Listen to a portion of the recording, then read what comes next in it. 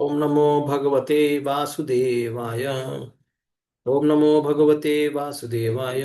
ओम नमो भगवते वासुदेवाय। नारायणं नमस्कृत्यं नरं चैव नरोत्तमं देवीं सरस्वतीं व्यासं ततो जयमुदीरयेत्। नष्टप्रायेषु भद्रेषु नित्यं भागवत सेवया भगवती उत्तमा श्लोके भक्तिर्भवति नैष्ठिकी। कृष्णाय वासुदेवाय देवकी नन्दनाय च नन्दगोपकुमाराय गोविन्दाय नमो नमः। ॐ अज्ञानतिमिरान्धस्य ज्ञानाञ्जनशलाकया चक्षुरुन्मिलितं येन तस्मै श्रीगुरवे नमः। श्रीचैतन्यमनोभीष्टं स्थापितं येन भूतले स्वयं रूप कदा मह्यं ददाति स्वपदान्तिकं। वन्देऽहं श्रीगुरो श्रीयुतापदकमलं श्रीगुरुं वैष्णवांश्च श्रीरूपं साग्रजातं सहगणा रघुनाथान्वितं तं सजीवं साद्वैतं सावधूतं परिजनासहितं कृष्णचैतन्यदेवम् श्री राधा कृष्ण पादान सहगणा ललिता श्री विशाखावितांश्च नमो विष्णुपादाय कृष्ण पृष्ठाय भूतले श्रीमते भक्ति वेदांत स्वामिनिति नामिने नमस्ते सरस्वते देवे गौरवाणी प्रचारिणे निर्विशेष शून्यवादी पाश्चात्य देश तारिणे। जय श्री कृष्ण चैतन्य प्रभु नित्यानंद श्री अद्वैत गदाधर श्रीवासादि गौर भक्तवृंद हरे कृष्ण कृष्ण कृष्ण हरे हरे हरे राम राम राम हरे हरे।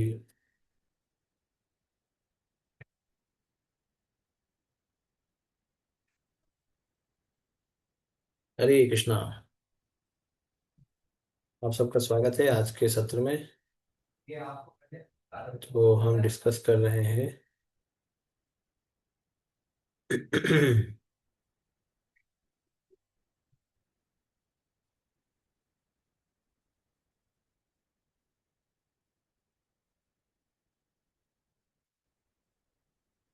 तो अपना अध्याय 10वां चल रहा है तीसरे स्कंद का।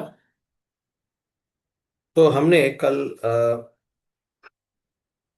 देखा कि ब्रह्मा जी का जो सृष्टि कैसे हो रहा है।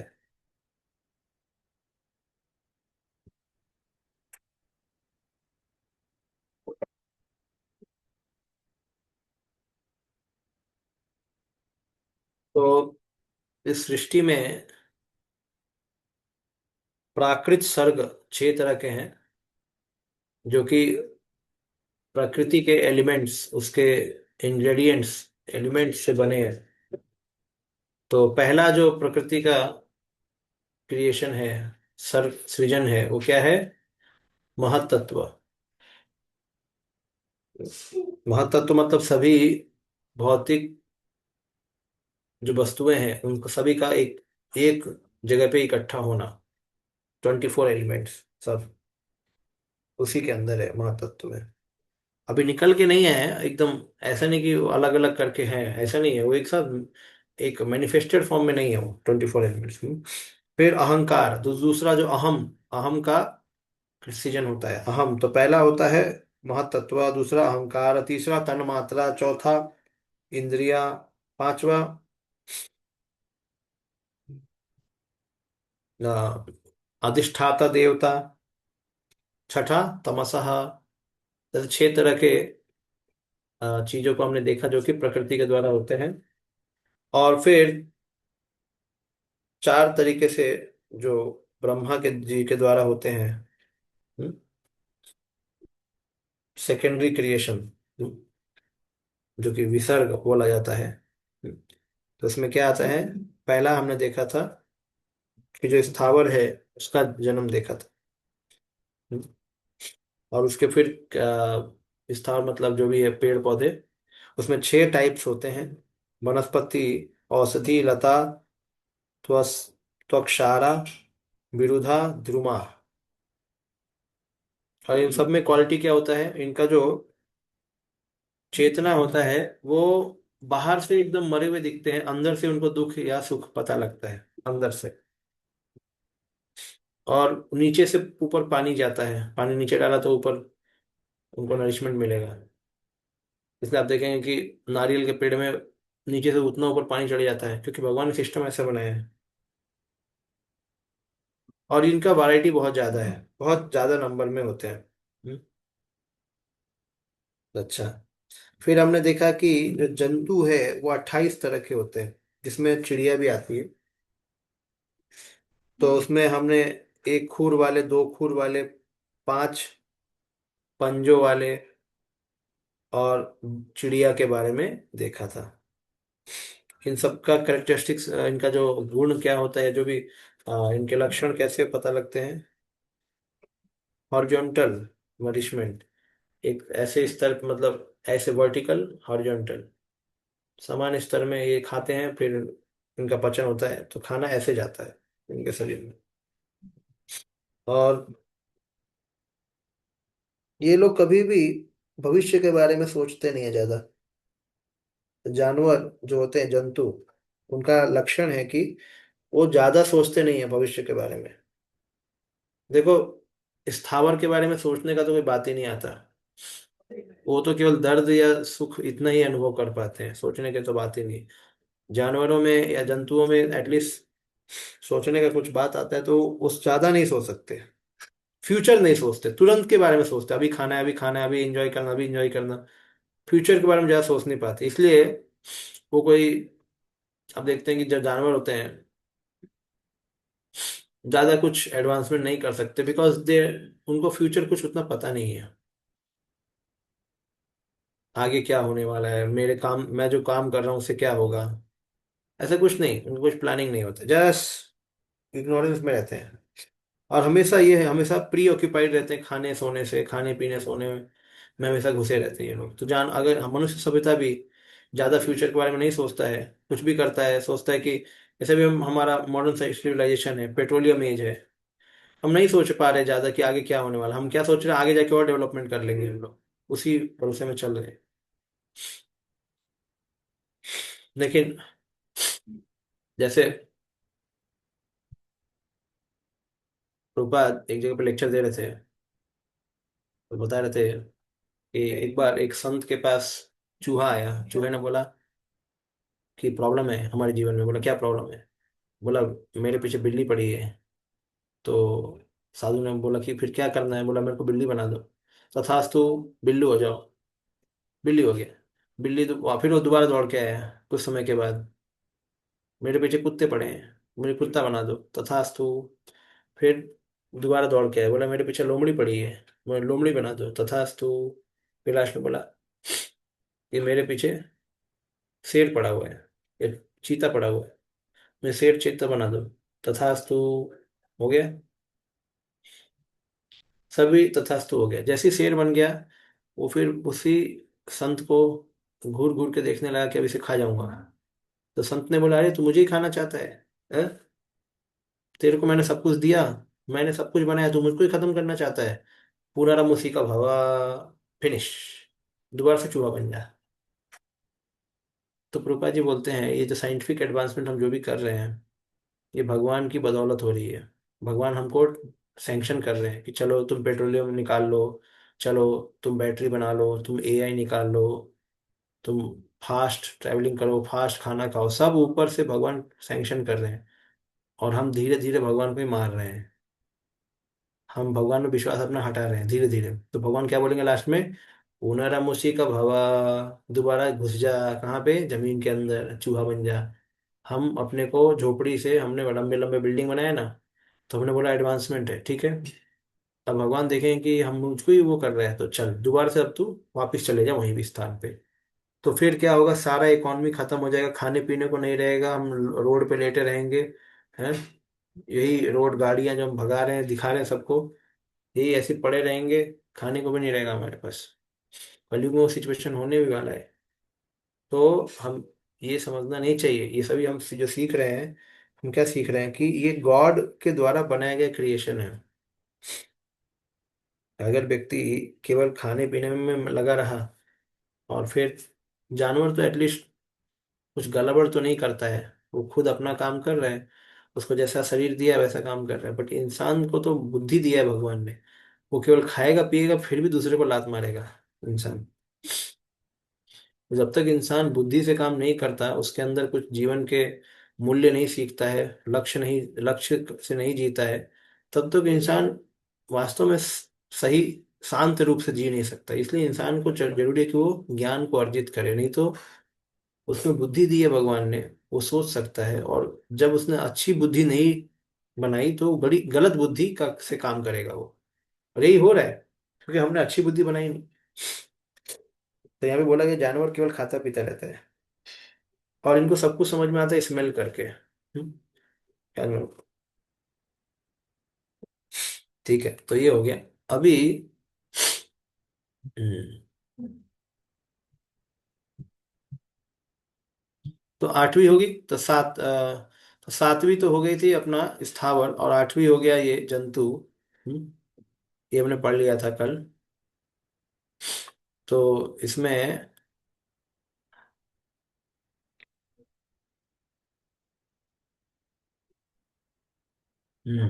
गाय भैंस ये सब हो गया था, ठीक है। तो अपना 26वां आता है, एक मिनट। हम्म।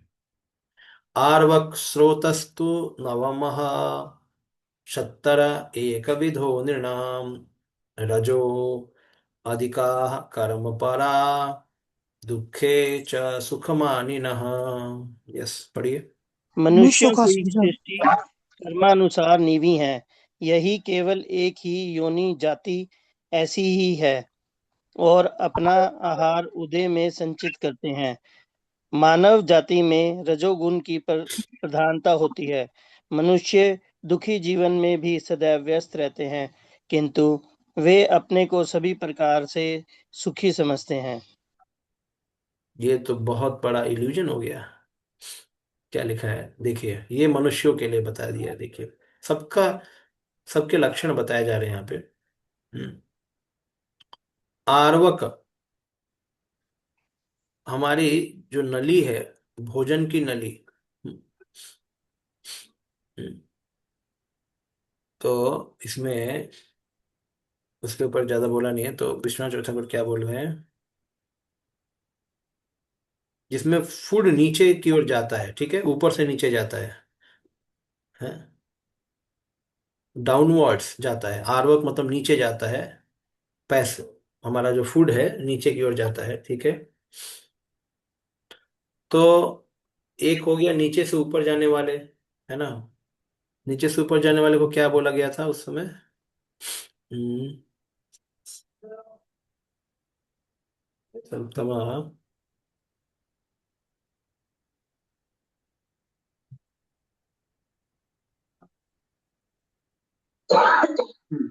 एक मिनट। हम्म। संस्कृत वर्ड क्या था उसका।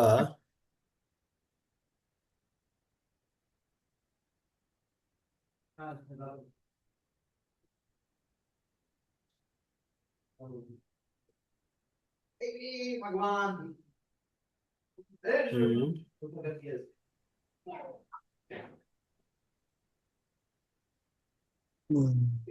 हाँ, इसका है। यस। उत्स्रोतस, उत्स्रोतः, ये 20वां नंबर श्लोक है। उत्स्रोतः, नीचे से ऊपर जाने वाले, ठीक है। उत्स्रोत, उसका जो स्रोत है नीचे से ऊपर है, ठीक है। हमारा स्रोत कैसा है, ऊपर से नीचे है। तो हमारा क्या बोला गया है। हाँ, आर्वक स्रोतस, आर्वक स्रोतस उत्स्रोतस। तो हमारा जो भोजन का सिस्टम कैसा है, आर्वक स्रोतस है, और उनका क्या है, स्थावर का स्रोतस, नीचे से ऊपर। तो ये 20वें श्लोक में दिया गया है, देखना, देख सकते हैं। उत्स्रोतस स्तोत्रस। ओके, अभी आगे चलते हैं।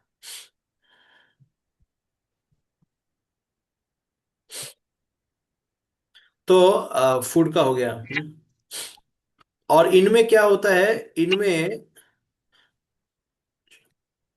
आर्वक स्रोतस्तु नवमः, शत्तर एक विधो नृणाम। अभी इसको निर्णाम बोला गया, जो नर, नर वंश, नर में जो जन्म लिए हैं, निर्देह, जो नर का जो देह लेके आए हैं, हैं? ओ विदुरा, ओ शक्ता। हम्म, ये कौन सी स्पीसीज है? एक विधा, एक स्पीसीज है कौन सी? ह्यूमन की, ठीक है। रजो अधिका कर्म परा, ये लोग रजोगुण के होते हैं। मनुष्य किसके होते हैं, किसमें किसमें होते हैं अधिकतर? इनमें रजस ज्यादा होता है, हमें रजस ज्यादा है।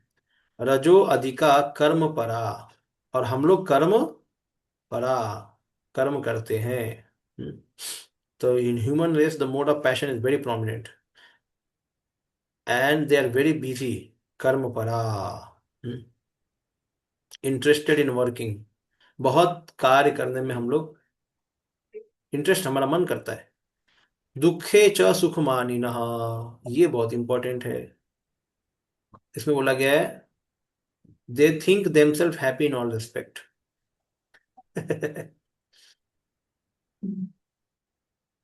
And who think themselves happy even in distress, मतलब जो दुख में भी सुखी दिखता है, ये हमारे नेचर में है। जो दुख में भी सुखी दिखता है उसको क्या बोला गया है? मनुष्य।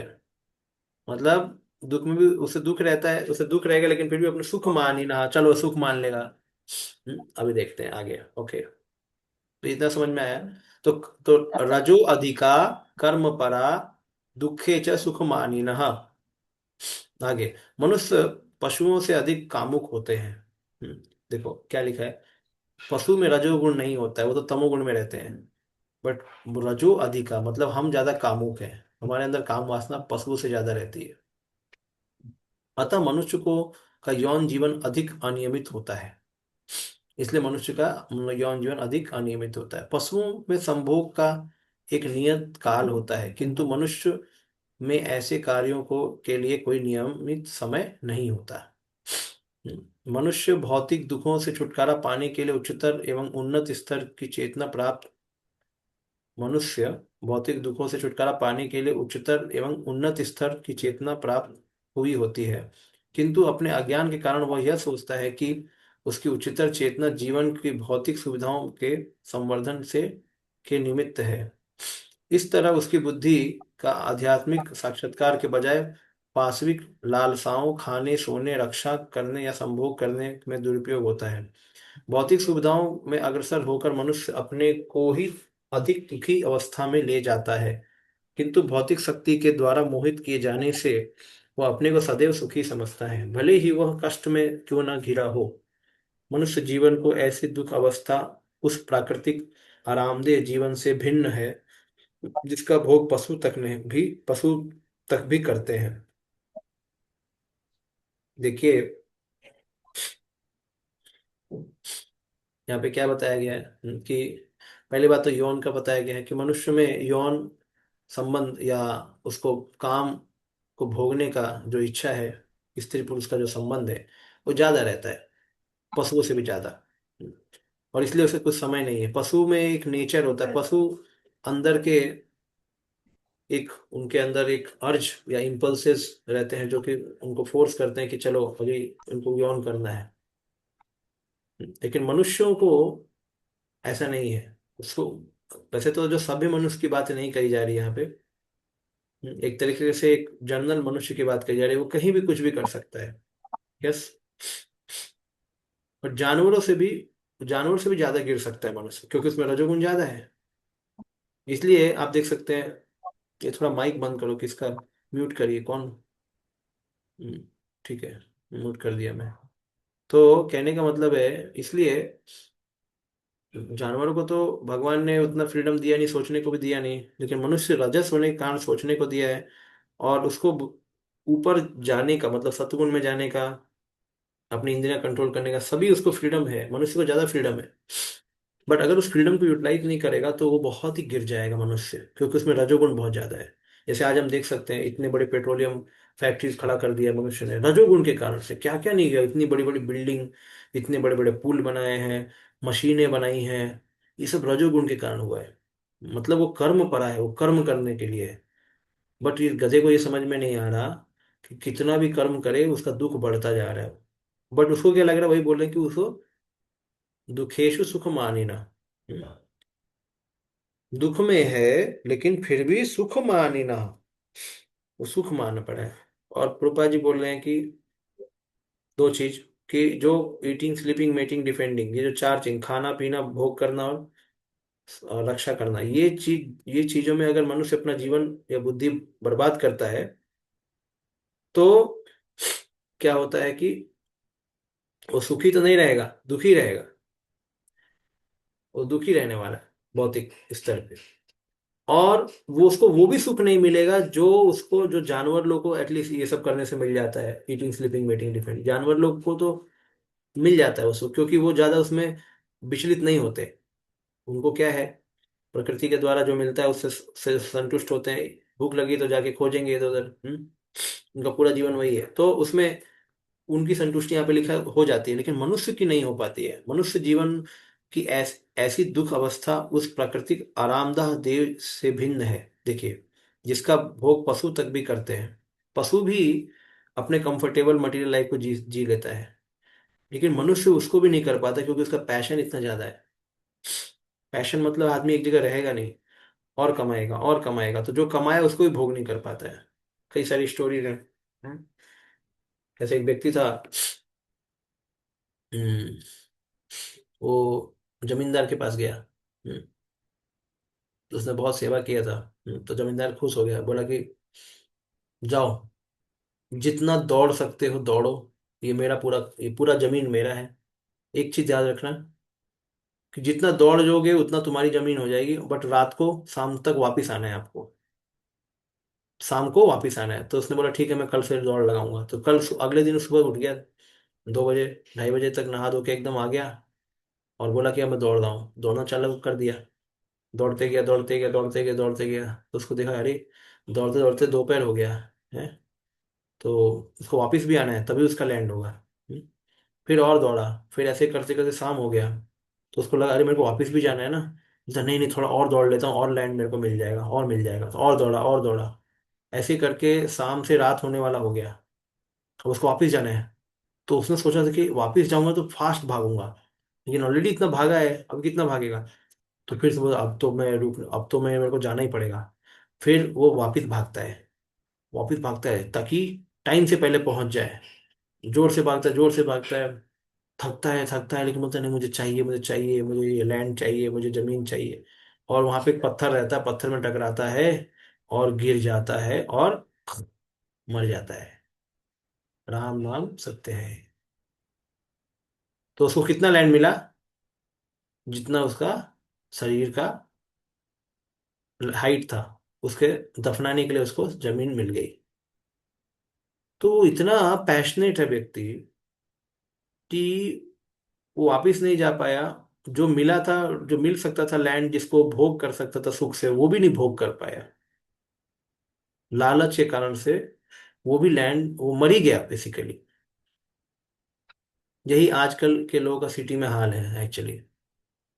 सिटी में आज लोग 2 लाख 3 लाख भी पर मंथ कमा लेंगे, फिर भी उनको सुख नहीं है। क्यों? रजोगुण है। रजोगुण मतलब वो ऐसा बिल्डिंग, ऐसी सोसाइटी में रहेंगे जिसको ईएमआई भर भर के उनका बाल निकल जाएगा, बाल खत्म हो जाएगा उनका। ईएमआई भर के बिल्डिंग खरीदेंगे रहने के लिए। और और मेहनत करेंगे, नॉर्मल से ज्यादा डबल डबल जॉब करेंगे, डबल शिफ्ट। और फिर बच्चों को भी एकदम हाई क्लास स्कूल में डालेंगे, कॉन्वेंट में सब में डालेंगे। तो कहने का मतलब अच्छा खर्चा करेंगे, खर्चा करने के हद से ज्यादा खर्चा करेंगे। और जो सुख के लिए वो खर्चा करते हैं उसको भी भोग नहीं पाएंगे। जैसे बच्चे उनके उनकी बात नहीं सुनेंगे, पत्नी उनकी बातें नहीं सुनेंगी। बिल्डिंग भी उनका है नहीं, उसके लिए ईएमआई भरना पड़ता है। मतलब पैसा भी नहीं टिक रहा है जेब में, और पैसे कमाने के लिए पूरा जीवन चला जा रहा है। हम्म, और सब कुछ महंगाई बढ़ता जा रहा है, जिसके लिए खर्चा कर रहा है वो भी हमारा नहीं हो रहा है। सब कुछ तकलीफ में, मतलब आरामदायक जीवन भी केवल एक भ्रम है, भ्रम। और फिर क्या है, कुछ सालों बाद मर जाएगा व्यक्ति, वो बिल्डिंग कोई और ले लेगा। एक्चुअली ये तो इल्यूजन है एक तरीके से। आजकल लोग हवा में बिल्डिंग बेचते हैं, हवा महल उसको बोलते हैं, हवा महल। जो आजकल फ्लैट्स हम जो खरीदते हैं, उसमें थोड़ी हमको लैंड दे रहा है वो, हमको तो हवा में उसने जगह दिया है रहने को। मान लो 30-40 साल के बाद वो बिल्डिंग पुराना हो जाएगा, और बिल्डिंग मान लो गिराना पड़ा तो थोड़ी आपको देने वाला वापस बना के। वो तो गया, वो हवा चला गया। तो हवा में आजकल लोग रह रहे हैं, और फिर हवा में वो हवा एक दिन खत्म हो जाता है। तो ये सब, तब ये सब रजोगुण के कारण है। इसलिए रजोगुण जब व्यक्ति का बढ़ता है तो वो भोगने वाली वस्तु भी नहीं भोग पाता है। हम्म।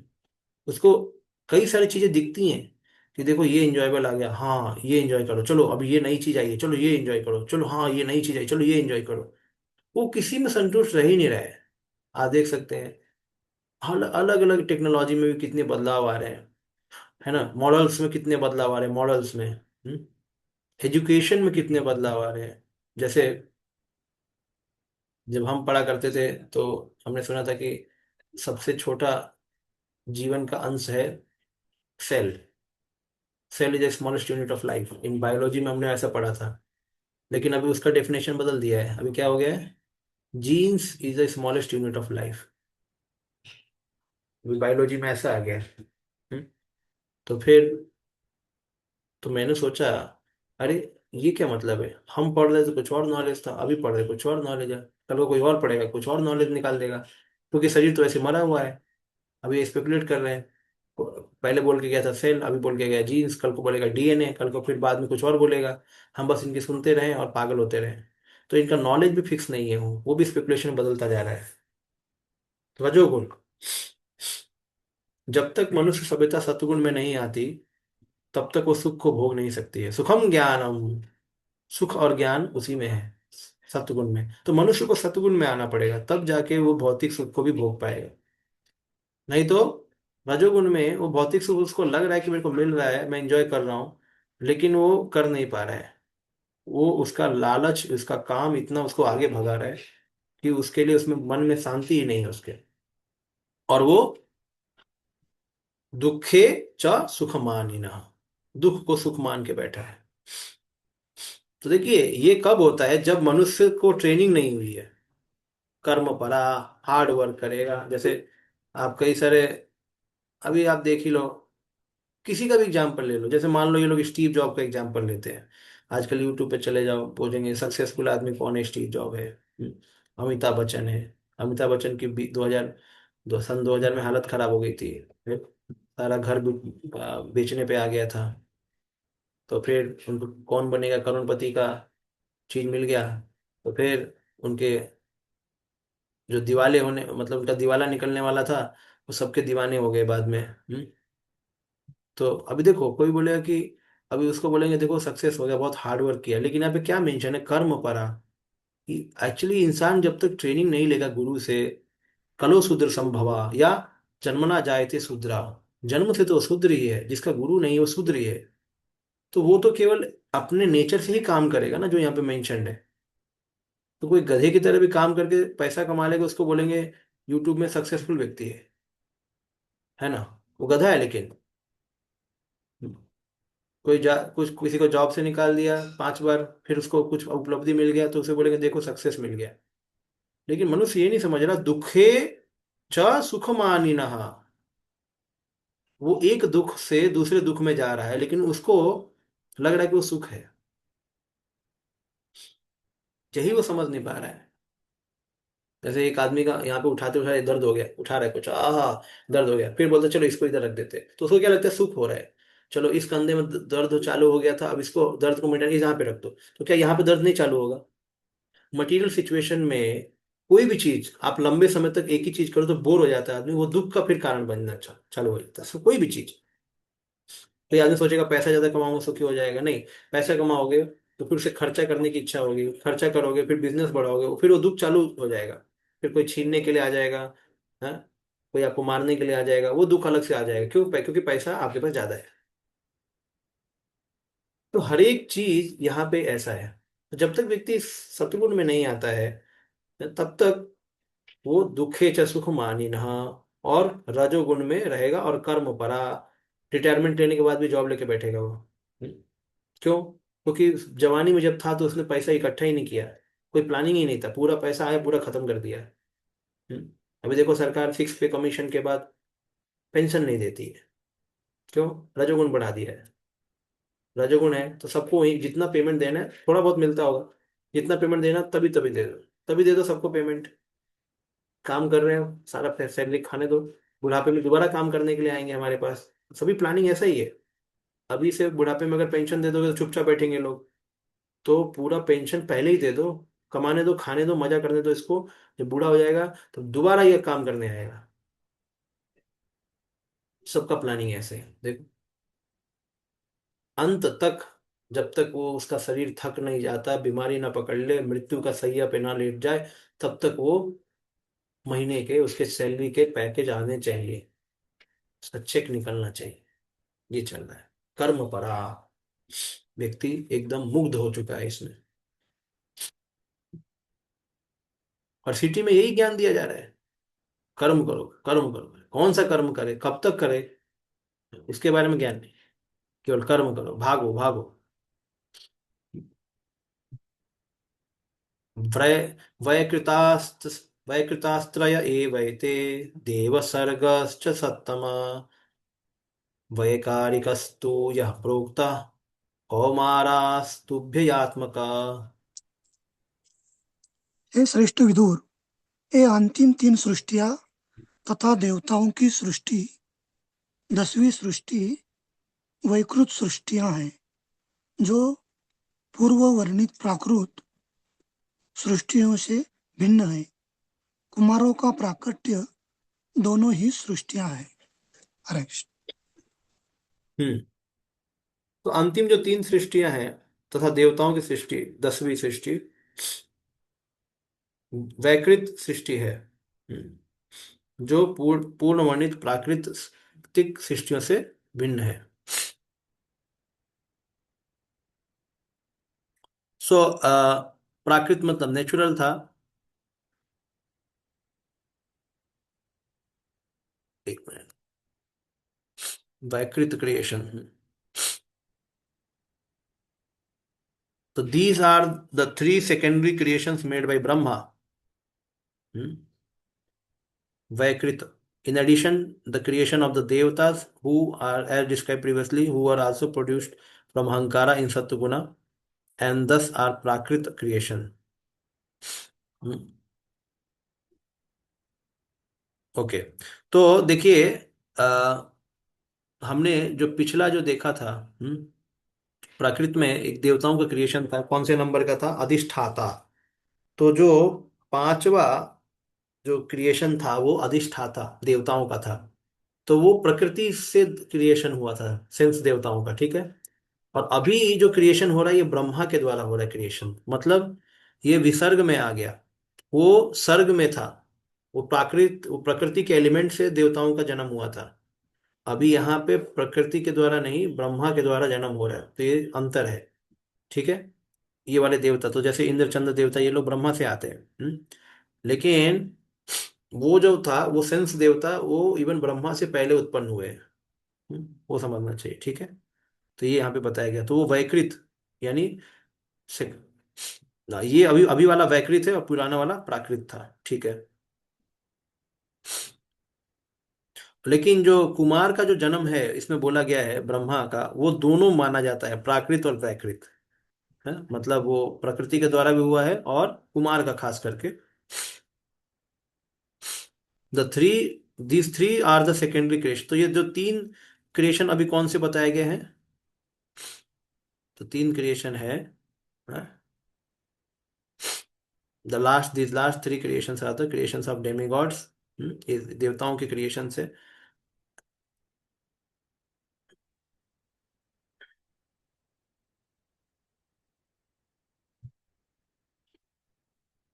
ठीक है, अभी इसको पढ़ेंगे। वैकारिक, हम्म।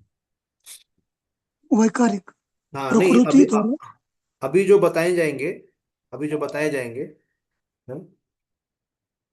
These last three creations and the creation of demigods, अभी बताया नहीं गया, अभी बताएंगे आगे, अभी आने वाला है कौन से क्रिएशन है उसमें क्या क्या है।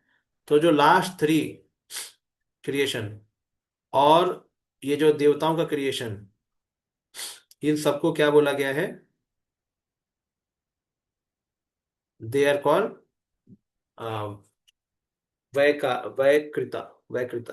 हम्म, तो वैकृता है। मतलब ब्रह्मा के द्वारा बनाए गए हैं, और पहले वाला जो डेमिगॉड के बनाए गए थे, जो अधिष्ठाता देवता, वो प्राकृत थे। तो अभी इसमें विश्वनाथ चंद्र ठाकुर बोलते हैं, this three are secondary creations. Secondary मतलब वैकृता, विसर्ग। The creation of Devata is also secondary, but they are also the part of the primary creation. Who are they? The creation of Devatas from Ahankara in Sattva, Vaikarika, are described in the creation originating from Prakriti. Hmm. These Devatas are therefore classified as Prakrit. A creation of Devatas who also occur in the creation made by Brahma, later called Vaikrita or secondary, listed in the next verse. The creation of the Kumaras is both Prakrit or Vaikrit.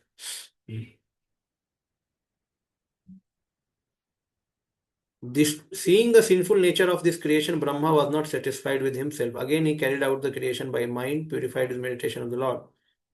They are said to be both Prakrit and Vaikrit, because by Brahma meditation on the Lord, they are generated both by Brahma and the Lord. Okay, ठीक है। तो ये देवताओं का कुमार का जो ये दोनों मिक्स क्यों कहा गया है, जो चार कुमार हैं उनको प्राकृत और वैकृत क्यों बताया गया है, कि उनका जो सृजन हुआ है वो प्राकृत और वैकृत है, क्योंकि ब्रह्मा ने भगवान के ऊपर मेडिटेट किया, तब जाके इनका जन्म होता है। किसका? चार कुमार का। तो जो चार कुमार भगवान के कृपा से और ब्रह्मा के मेडिटेशन से, दोनों से जन्मे हैं, इसलिए इसको बोला गया है ये दोनों मिक्स है, प्राकृत और वैकृत। समझ में आया? मतलब प्राकृत मतलब भगवान ने बनाया है क्रिएशन, प्रकृति के द्वारा डायरेक्टली एलिमेंट से क्रिएशन हुआ है। तो इवन ब्रह्मा के उत्पन्न होने के बाद ब्रह्मा ने जब भगवान को मेडिटेट किया कि भगवान ऐसा कुछ बनाइए, क्योंकि ब्रह्मा जी थोड़ा दुखी थे, सिंफुल लोग आ रहे थे क्रिएशन में। तो ब्रह्मा जी ने सोचा मुझे बहुत दुख हो रहा है, अच्छे लोग आने चाहिए, तो भगवान पे मेडिटेट किया, तो भगवान ने चार कुमार को जन्म दे दिया। तो जो चार कुमार हैं उनको दोनों सृष्टियों का भाग माना जाता है। ऐसा। अभी इनके नाम आएंगे, बाकी जो क्रिएशन के दो तीन तरह के जो बोल रहे हैं ना अभी। हाँ। हरे कृष्ण प्रभु जी। हाँ, यस प्रभु। प्रभु जी, ये एक्चुअली देवता भी तो उभयात्मक हो गए ना, क्योंकि वो प्राकृत में भी भगवान ने देवताओं की सृष्टि की थी, सतोगुण में अहंकार का जो, हाँ, और इधर ब्रह्मा जी ने भी की, तो ये भी उभयात्मक हुए ना। नहीं, ये वाला जो है इसको विसर्ग बोला जाएगा। अभी वाला है जो ब्रह्मा जी कर रहे हैं वो सेकेंडरी क्रिएशन है, विसर्ग। और जो भगवान ने किया उसे प्राइमरी क्रिएशन, उसको बोलेगा सर्ग या प्राकृत। प्राकृत। लेकिन देवता हो, एक तो मल्टीपल टाइम्स ओवरलैप हुए हैं, और दूसरा वो प्राकृतिक में भी हुए थे, जो है सतोगुण में अहंकार के हुए थे, तो नहीं, तो उनको जो। उनको बोला जा रहा है ना। हाँ, देवताओं में जो सेंस देवता है, जो हम्म। अधिष्ठाता है, उनको प्राकृत बोला गया है। लेकिन जो एडमिनिस्ट्रेटर है इस संसार में, इंद्र चंद्र, ये लोग एडमिनिस्ट्रेटर है, प्रबंधक है, हम्म। उनको हम्म। उनको ये बोला गया, वैकृत बोला गया है। अच्छा, तो आप ये कहना चाह रहे हो कि देवताओं में उधर इधर के और इधर के दोनों आइडेंटिफाइबल है, जबकि चतुष्कोमारों में ऐसा नहीं है। Yes, yes, yes. ये जो देवता है, ये वाले जो प्रबंधक है, प्रबंधन करने वाले एडमिनिस्ट्रेटर, ये तो अलग है। और जो सेंस देवता पहले बना दिए गए थे, जो हमारे इंद्रियों पे वो कंट्रोल करने वाले। अभी ये जो सेंस देवता है आप देखेंगे, अभी विराट पुरुष जो होते हैं, विराट पुरुष के अलग शरीर पे ये लोग रहते हैं, सेंस देवता हैं। तो सेंस देवता फिर ये कंट्रोल करते हैं। हम्म। मतलब सेंस देवता और विराट पुरुष का संबंध है। तो विराट पुरुष का जो आंख है, ऐसे बोलते हैं कि कैसे क्रिएशन हुआ सेंस देवताओं का, क्योंकि विराट पुरुष के आंख से सूर्य देवता निकल के आए, ऐसा। फिर हाथ हम्म। से इंद्र इंद्र निकल के आए। फिर आप पूछेंगे ये वाले इंद्र कौन है, ये वाले इंद्र कौन है। तो कहने का मतलब है कि अभी ये जो इंद्र हैं, ये वो वाले इंद्र तो नहीं है, हाँ? तो ये वाले इंद्र भले उन इंद्र के साथ कुछ रिलेशनशिप हो सकता है कंट्रोल में, बट ये जो इंद्र बनाया गया पहले से ही, जो पूरे सृष्टि के सेंसेस हैं, आंख, जो आंख का देवता वो सूरज ही रहेगा। ठीक है।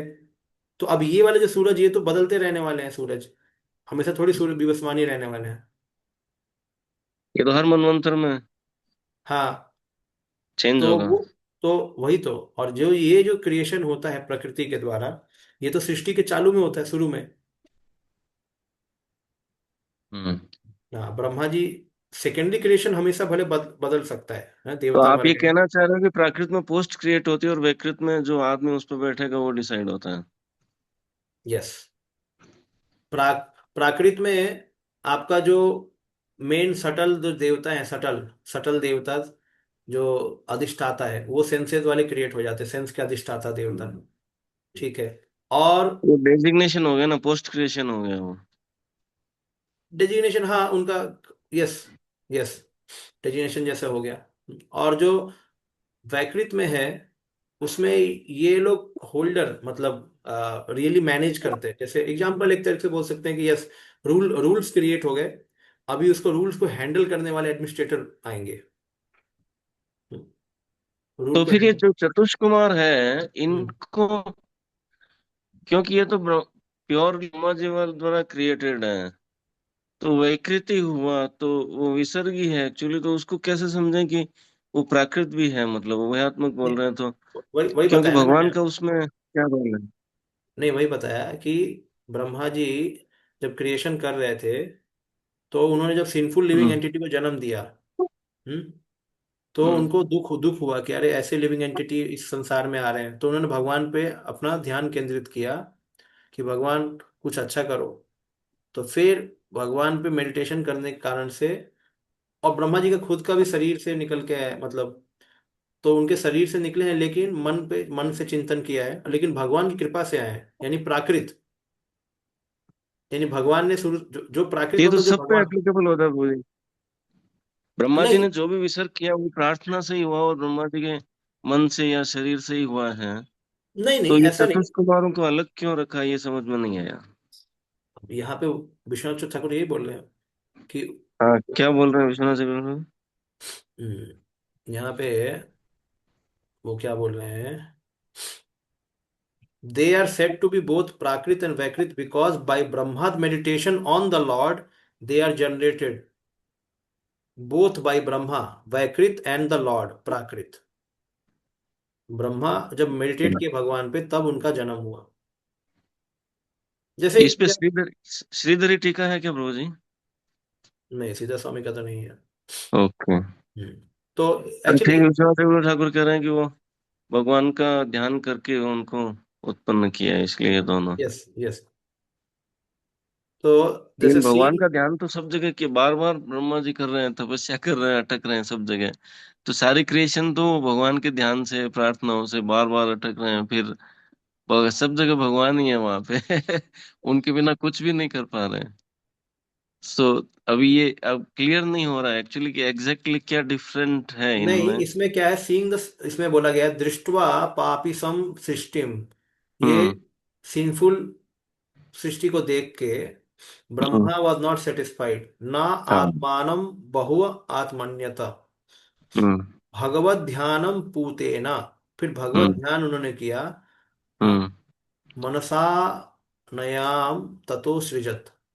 और फिर भगवत जब ध्यान किया, and by purified mind with meditation on the lord, ऐसा तब इनका जन्म आता है। तो इसलिए यहाँ पे विश्वनाथ ठाकुर बोल रहे हैं कि प्योर माइंड से उन्होंने भगवत ध्यान किया, तो भगवान की कृपा से। जैसे एक एग्जांपल मैं आपको एक और बता सकता हूँ, एक हम्म। जैसे एग्जांपल के लिए, हम्म। जैसे मान लो पृथ्वी, जब भू भू जो पृथ्वी है उसको हिरण्याक्ष ने गर्भोदक सागर में डाल दिया, तो ब्रह्मा जी ध्यान करने लगे, एकदम चिंतन करने लगे कि भाई भगवान को कौन कौन इसको निकालेगा बाहर है, निकालना चाहिए, निकाल। तो फिर वराह निकल के आते हैं उनके नाक से, ठीक है।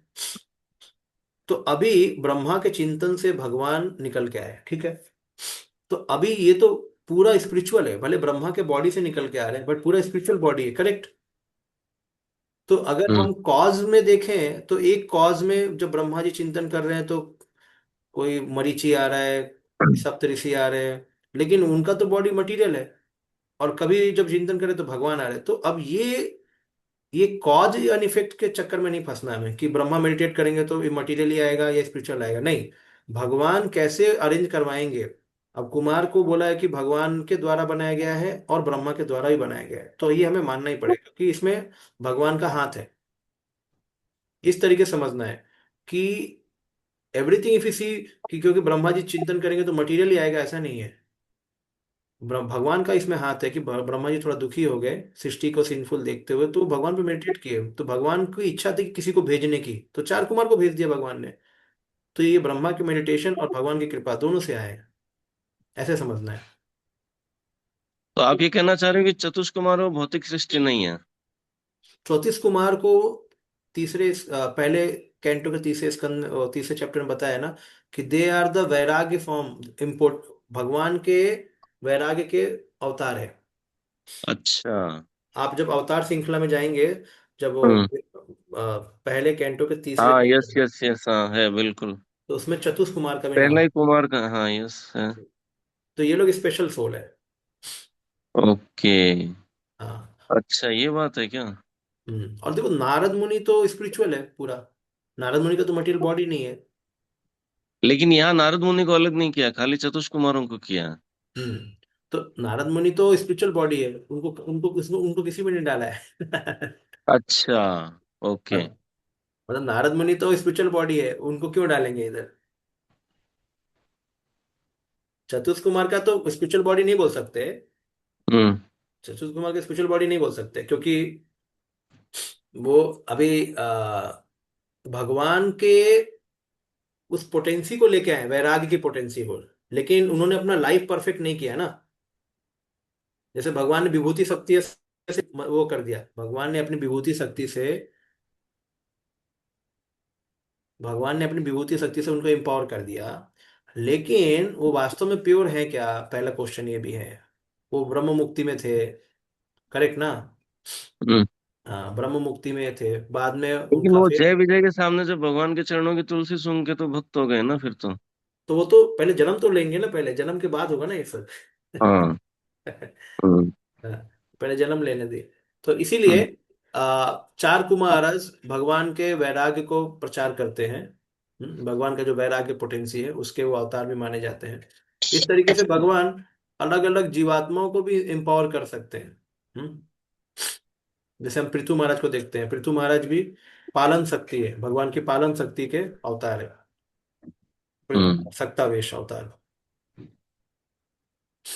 तो अभी उनका बॉडी स्पिरिचुअल तो ऐसा तो नहीं बोला गया वहां पे कि बॉडी उनका स्पिरिचुअल है। हम्म।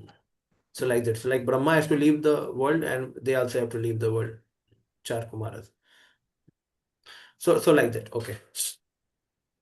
So कुमारों का प्राकट्य दोनों एक सृष्टि में होता है। अभी यानी कुमार ये भी बोला जा सकता है कि सृष्टि के अंत तक रहेंगे। कुमारों का एज कितना होगा सृष्टि, क्योंकि इनका जो प्राकट्य है ऐसे हुआ है। हम्म? तो ये क्या हर एक कल्प में नहीं होते हैं क्या? नहीं हरे नहीं, कृष्ण प्रभु जी। क्योंकि आपने कैसे हो वो सकता है। बताया। हाँ, हरे कृष्णा। हरे कृष्ण। आपने हाँ, बताया वो हमारा वो है राज्य का प्रचार करते हैं भगवान का, और तो तुम्हारा जो वो शक्ति अवतार है, तो वो जो नौ है ना, नौ विधा भक्ति के वो जो है, वो भी ऐसे है क्या? नौ विधा भक्ति में कौन, ये अभी नहीं। आप चतुष कुमार को तो अम, दास्य भाव में हनुमान जी है, सखा भाव में वो भी ऐसे है क्या? कुमार किस में आते हैं, पृथु महाराज आते हैं, चार कुमार अभी नहीं। वो वैराग्य का वो प्रचार करते हैं ना भगवान का, आपने जो बात नहीं की। नहीं, एक मिनट एक मिनट, देखिए श्रवणम कीर्तनम विष्णु स्मरणम श्रवणम में कौन आते हैं, परीक्षित महाराज। हाँ, कीर्तनम में कौन हम्म। आते हैं, सुखदेव गोस्वामी। श्रवणम कीर्तनम विष्णु स्मरणम में प्रहलाद महाराज। अर्चनम में फिर पृथु महाराज। वंदनम में अक्रूर जी। हम्म, वंदनम अर्चनम वंदनम। दास्यम में हनुमान जी। साख्यम में अर्जुन है। और कौन, आ, बलि महाराज लास्ट में आते हैं। आत्मनिर्भर। आत्मनिवेदन, तो कुमार चार कुमार नहीं आते। अच्छा, हाँ वो हम्म। आप बोल रहे हैं कि अच्छा, हाँ स्वयंभू नारदा शंभु कुमारो कपिलो मनु। हाँ। तो वो क्या है, देखिए हाँ अभी अभी एग्जैक्टली ये बोल पाना, अभी मेरा कहने का मतलब है कि इनका जो शरीर है, यहाँ पे साफ साफ बोला गया है कि ये प्राकृत है और वैकृत है। प्राकृत वैकृत मतलब क्या है, कि वह तो मटेरियल ही है ना, मटेरियल बॉडी से ही बनाया गया है, मतलब मटेरियल चीजों से है, पहला चीज ये चीज। और ये लोग बाद में शुद्ध भक्त बन गए, बाद में भक्त बने। तो ये हमने देखा है, वो भी पास्ट टाइम भी है कुमारों का, चार कुमार का। पहले वो ब्रह्म में लीन थे, ब्रह्म में उनका मन जाता था, बाद में वो क्षोभित हो गया और फिर भगवान के भक्त बन गए। तो ये पास्ट टाइम हमने देखा। सुखदेव गोस्वामी का अलग पास्ट टाइम है, सुखदेव गोस्वामी पहले से ही भक्त थे, लेकिन चार कुमारों के बारे में ऐसा बोला नहीं गया है शास्त्रों में। वो पहले से भक्त नहीं थे, पहले से भगवान के। और हमने सुना था, आपने शायद अभी आगे के चैप्टर में आएगा, वो देखना, वो अभी आने वाला है ना, जय विजय वाला सेक्शन।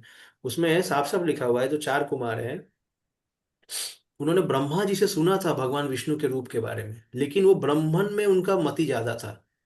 बस सुना था ब्रह्मा जी से कि भगवान कैसे दिखते हैं। जैसे वैकुंठ लोग गए, भगवान का जब दर्शन मिला, तब उनका सब ब्रह्म, जो उनका ब्रह्म में जो उनका स्थिति था, वो हिलने चालू हो गया वहीं पे। क्योंकि उन्होंने समझ लिया कि अरे, मैंने जो पिता से हमने जो सुना था, सेम विष्णु ऐसे ही दिखते हैं। क्योंकि उन्हें एक्सपीरियंस नहीं हुआ था, वो केवल सुना था उन्होंने, वहां पे एक्सपीरियंस हो गया उनको। और फिर वो उस स्टेज से ऊपर चले गए अपने। तो ऐसा। और हमने, और विश्वनाथ ठाकुर ये भी बोलते हैं कि उन्होंने क्योंकि अपराध किया था, तो उनको शांत रति मिली, उनको दास रति, मतलब दास लेवल पे लेकिन क्योंकि उन्होंने अपराध कर दिया था, तो दास नहीं बन पाए भगवान के, शांत रति में ही रहे बस। लेकिन उन्हें विष्णु वैकुंठ लोक इस तरीके का पद भी मिला, इस तरीके का। तो शांत रति मिली, दास से नहीं। जबकि जय विजय दास में थे, और ये लोग शांति तक ही गए क्योंकि उन्होंने अपराध किया। हम्म, ठीक है। तो वो स्वयंभू नारद शंभु वो वाला अलग है, वो तो परंपरा को रिप्रेजेंट करने के लिए बोला गया है। उसमें तो ब्रह्मा जी भी आते हैं। हम्म, उससे उससे हम कुछ वो नहीं बोल सकते। अच्छा, आगे। तो हाँ, अभी देवताओं के नाम पढ़ेंगे। देव सर्ग चाष्ट विदो विबुधा पितरो असुरा गंधर्व गंधर्वास अप्सरसिद्धा यक्ष रक्षांसि चारणाः भूत प्रेत पिशाचास पिशाच पिशाचाश्च विद्याद्रा किन्नरादयः दशैते विदुराख्याता सर्गास्ते विश्व सुत्कृताः। पढ़िए।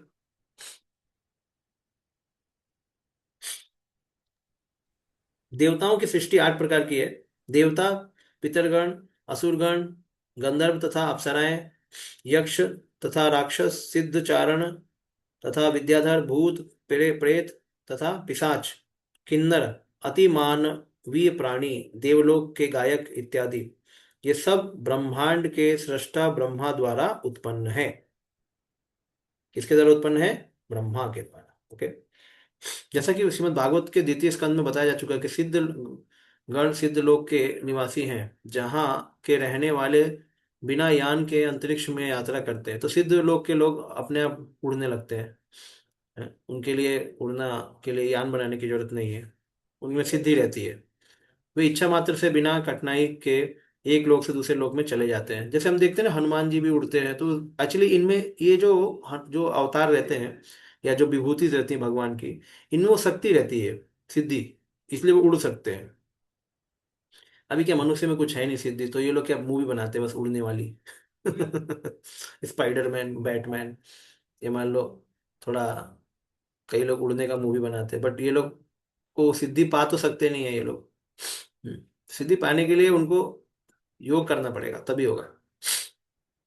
अतएव उच्चतर लोगों में निवासी इस लोक के निवासियों की तुलना में कला, संस्कृति और विज्ञान के मामले में कहीं श्रेष्ठ है। देखिए क्या बोला गया है, कला, संस्कृति और विज्ञान के मामलों में कहीं श्रेष्ठ है। हमें उनको ऊंचा मानना चाहिए, अपने को इतना प्राइड में नहीं रखना चाहिए, क्योंकि उनके मस्तिष्क मनुष्यों के मस्तिष्क से श्रेष्ठ है। इस संदर्भ में उल्लिखित भूत प्रेत की भी गणना देवताओं में की जाती है। देखिए भूत प्रेत भी इधर आ रहे हैं ना। भूत प्रेत पिशाच ये लोग भी को भी शक्तियां रहती हैं, क्योंकि वे असामान्य कार्य करने में सक्षम है जो मनुष्यों के लिए संभव नहीं है। हम्म, तो ऐसा है।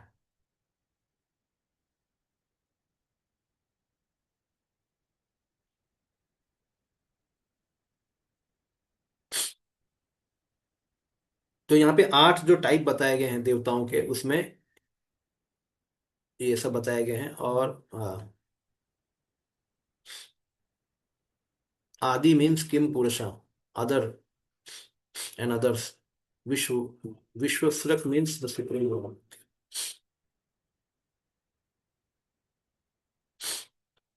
ठीक है, आगे। प्रभु जी, हम्म ये जो देवता है ये तो विकृति हैं एक्चुअली, हम्म विसर्गमयी है, ब्रह्मा जी के द्वारा क्रिएट किए हुए हैं। हम्म। तो इनको तीन से अलग क्यों रखा गया है, दसवां अलग से क्यों रखा है? ये भी तीन और चौथा विकृत, ये देवताओं की सृष्टि हो गई ना।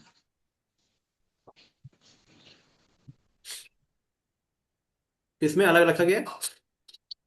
जो स्थावर और पशु और मनुष्य, ये तीन विकृत है, और उसके बाद में देवसर्ग अलग से बोला गया है।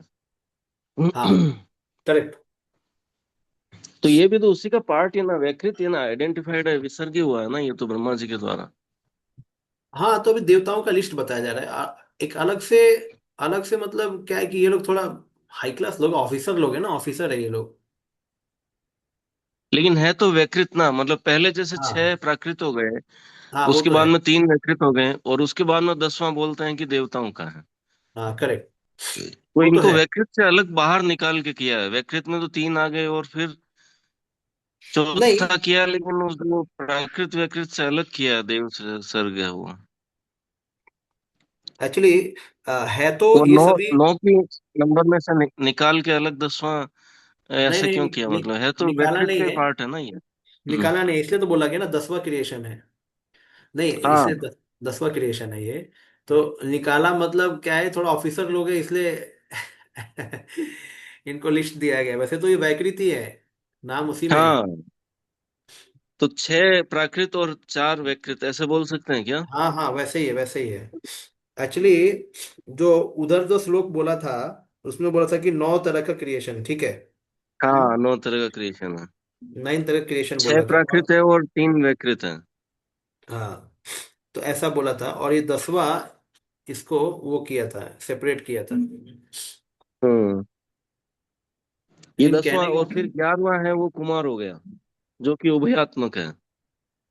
हाँ, कुमार है वो दोनों ही हैं, उभयात्मक है इसलिए अलग किया, लेकिन देवताओं को अलग क्यों किया ये समझ में नहीं आया।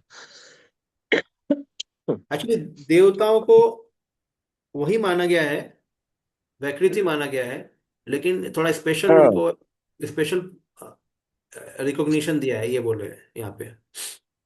लेकिन ये तो वैकृति इसका है। मतलब चार तरह के हो गए। छह करेक्ट, प्राकृत हुए, तीन वैकृत हुए, और और एक कुमार है देव। वो उभयात्मक हो गए, और देवता है वो अलग कैटेगरी होगी एक। Correct correct. ओके। हम्म, तो तीन, बाकी डिवोटी को समझ में आ रहा है ना? तो ये 3 तरह की सृष्टि कौन सी हमने देखा? एक तो स्थावर की, एक जंतुओं की, एक मनुष्य की, और ये देवताओं की, ये चौथी हो गई। तो ये सभी ब्रह्मा से आ रहे हैं, हम्म। ये ब्रह्मा जी ने बनाए हैं। और पर इसको वैकृत में लिखा नहीं, मतलब वैकृत में तीन ही बोला है और प्राकृत में छह बोला है। कुमारों को उभयात्मक बोला है, और देव तक अलग ही वो एक, वो होना तो वैकृत ही चाहिए, लेकिन भागवत में ऐसा नहीं बताया गया, ऐसा क्यों समझ में नहीं आ रहा। 1 मिनट।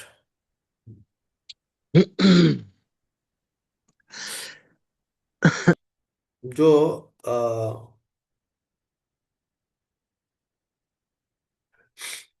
वो क्लियरली मेंशन है एक्चुअली, तत्व में तो पूरा मेंशन है कि वो ऐसा ही है देवताओं का, लेकिन अब बताया क्यों नहीं गया उसका आप समझ सकते हैं कि मे भी उसे स्पेशल आइडेंटिफिकेशन इधर दिया है कि देवताओं की ऐसी सृष्टि है, सारे देवताओं को ऐसा बता के। बट एक्चुअली वो प्रकृति है, वैकृति है।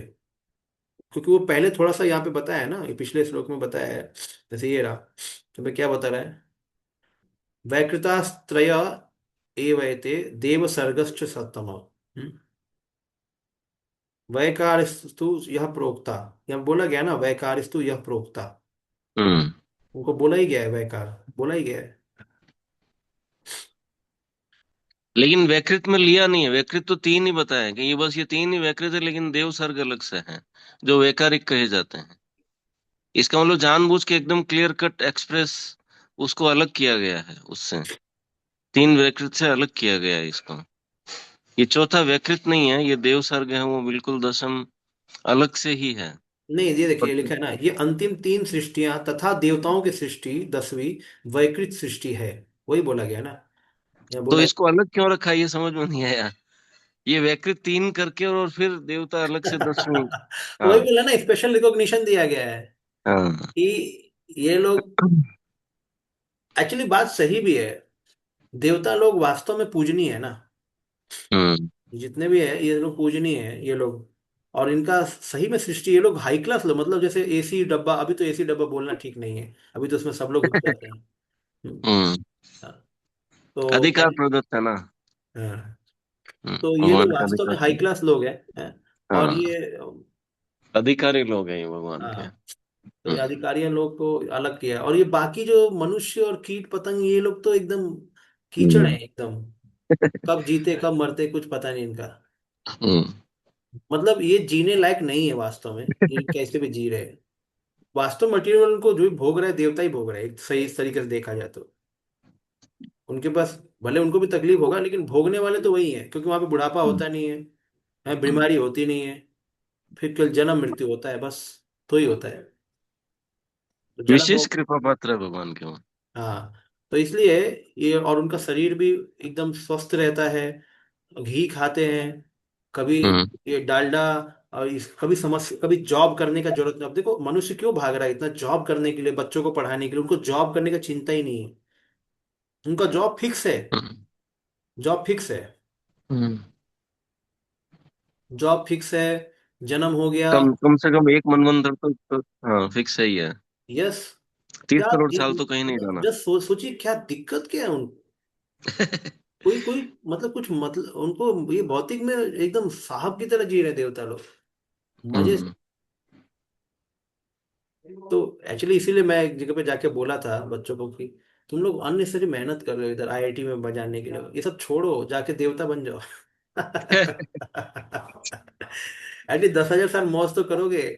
तुम लोग फोकट में हम्म। 70 साल जीने के लिए अपना माथा पीट रहे हो, माँ बाप की डांट सुन रहे हो, टीचर की डांट सुन रहे हो, बाद में मेहनत करने के बाद भी तुमको ये लोग, ये कंपनी वाले इतना काम कराएंगे, night shift, day shift, afternoon shift, इतना शिफ्ट करवा करवा के तुम्हारा सारा खून चूस लेंगे, और पैसा देंगे हम्म। हाथ में इतना कम, और तुम्हारी महंगाई बहुत ज्यादा हो जाएगी।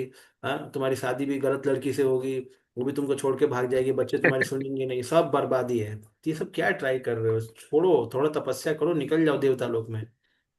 हम्म। एक्चुअली सही सही ज्ञान ऐसा, भले मान लो कोई भगवत धाम नहीं जा रहा है, तो देवता लोक में जाओ, एंजॉय करो जाके उधर, इधर मनुष्य लोक में क्यों पड़े हो। तो मनुष्य लोक में एक ही मकसद है, या तो तुम सेल्फ रियलाइज करके निकल जाओ, एंजॉय हम्म। करना है ना, एंजॉय करना, जाओ देवता लोग, ये लोग नहीं है एंजॉयमेंट के लिए। ना ना तो जानवर लोग के एंजॉय करने के लिए, ना मनुष्य का एंजॉय करना, देवता लोग में करो, officer, officer category. Exactly. Yes. Yes, और भक्ति करना है तो इधर आना पड़ेगा। ये भक्ति के लिए, क्योंकि ऑफिसर लोग भक्ति नहीं कर सकते हैं। हम्म। अभी हमने सुना, हम गीता बांट रहे थे, तो आर्मी में गए थे गीता बांटने के लिए, आर्मी के स्कूल में। तो उन्होंने बोला कि अभी हम लोग इतने यहाँ पे इतनी ब्यूरोक्रेसी है कि हमें अगर एक नया चाय पत्ती, मतलब नया चाय, चाय की पत्ती खरीदनी है, तो उसके लिए आर्मी से ऊपर से परमिशन आना कि हम चाय पत्ती बदलना चाहते हैं, नया चाय हम हम्म। पियेंगे, तो इसके लिए भी उनको परमिशन लेना पड़ता है। मतलब इतना कंट्रोल है स्कूलों में, army public school, air force public school. हम्म। फिर हमारी एक डिवोटी हैं, एक माता जी, तो वो एक और ऑफिसर की वाइफ है। तो उन्होंने बताया कि प्रभु जी, ये जो लोग हैं ना आर्मी वाले, सब दारू पीते हैं, ये हम्म। दारू और मांस, बस इनका यही भोजन है। हम्म। जितने के जितने सब ऐसे ही है। बस मैं कुछ भक्ति कर रही हूँ तो ये देख के मेरे को इतना सम्मान देते, बोलते तुम तो पूरे दिन भगवान में लगी रहती हो। हम्म। हम्म। तो वास्तव में सिचुएशन ऐसा है, बड़े बड़े ऑफिसर्स लोग इस संसार में वो लोग मजा भी करेंगे तो क्या करेंगे, दारू और मांस खाएंगे, और उससे शरीर खराब होता है। शरीर खराब हाँ। होगा, हाँ, नशापन हो जाएगा। देवता लोक में वो भी नहीं है, देवता लोक में एंजॉयमेंट भी मजेदार है। हाँ। उससे इंटॉक्सिकेशन नहीं है, शरीर भी खराब नहीं होगा, आत्मा भी सुख दिमाग भी होगा। खराब नहीं होगा, बिल्कुल। तो एंजॉय करना तो उधर रहो ही मत, निकल जाओ यहाँ से। तो सही अभी है। अभी उन्होंने हमको बुलाया है तो मैं जाके यही बोलने वाला हूँ। कि निकलो यहाँ से, तुम लोग क्या इधर सड़ा हुआ दारू पी रहे हो, है। जाओ उधर जाके कुछ अच्छा पी के आओ। एक्चुअली सही बात है। वेदों के ज्ञान में ये थोड़ा तपस्या आदमी कर ले तो जाना तो उधर जाके भोग करो, इधर क्यों कर रहे हो। हाँ। आईआईटी इंस्टीट्यूट बंद कर देना चाहिए सब लोगों को, ये सब वो टेक्नोलॉजी बंद करो, तपस्या करके निकलो यहाँ से, बस। ये समझदारी है वास्तव में।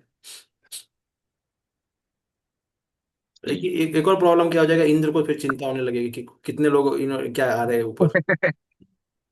Population explosion. हाँ। फिर अप्सराएं नीचे आने लगेंगी फिर। ओके, चलो आगे चल रहे। In that case, the queue will be reversed over here.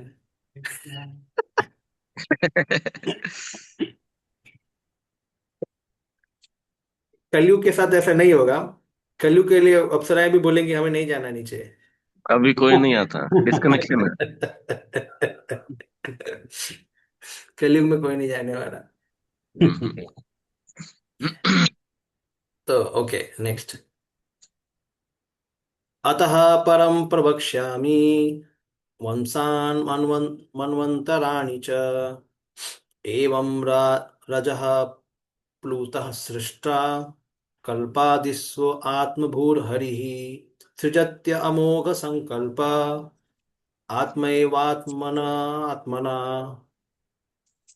अब मैं मुनियों के वंशजों का वर्णन करूंगा। सृष्टा ब्रह्मा, जो कि भगवान के रजोगुणी अवतार है, श्री भगवान की शक्ति के बल से प्रत्येक कल्प में अचूक इच्छाओं सहित विश्व प्रपंच की सृष्टि करते हैं। हम्म। तो अब यहाँ पे किसकी हो रही है। अच्छा, अभी तीसरा श्लोक है, लास्ट श्लोक है, बस खत्म। तो अब मैं मनुओं के वंशजों का वर्णन करूंगा।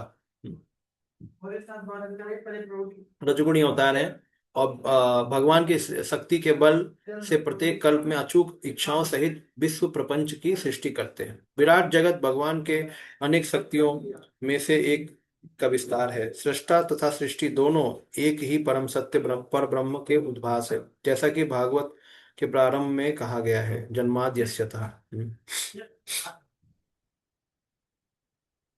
तो अभी यहां से वो मनवंतर बताने वाले हैं। कौन? मैत्रेय मुनि। और उस मनवंतर में जो मनु के वंशज जो होने वाले हैं पैदा, उनके बारे में बताएंगे।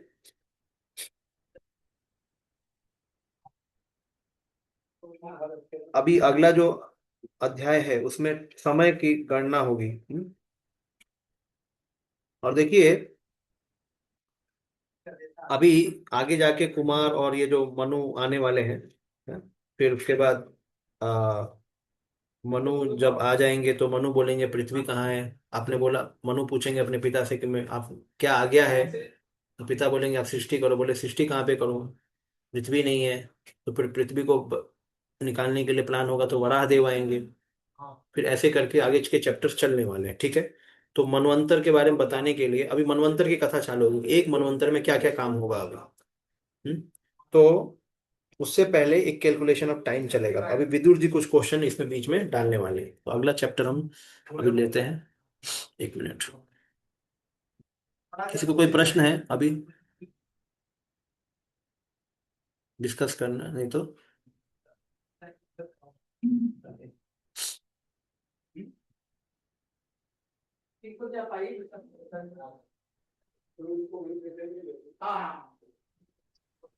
मुझे समय का जब जब भी हमने सारा डिस्कशन किया है ना हम्म।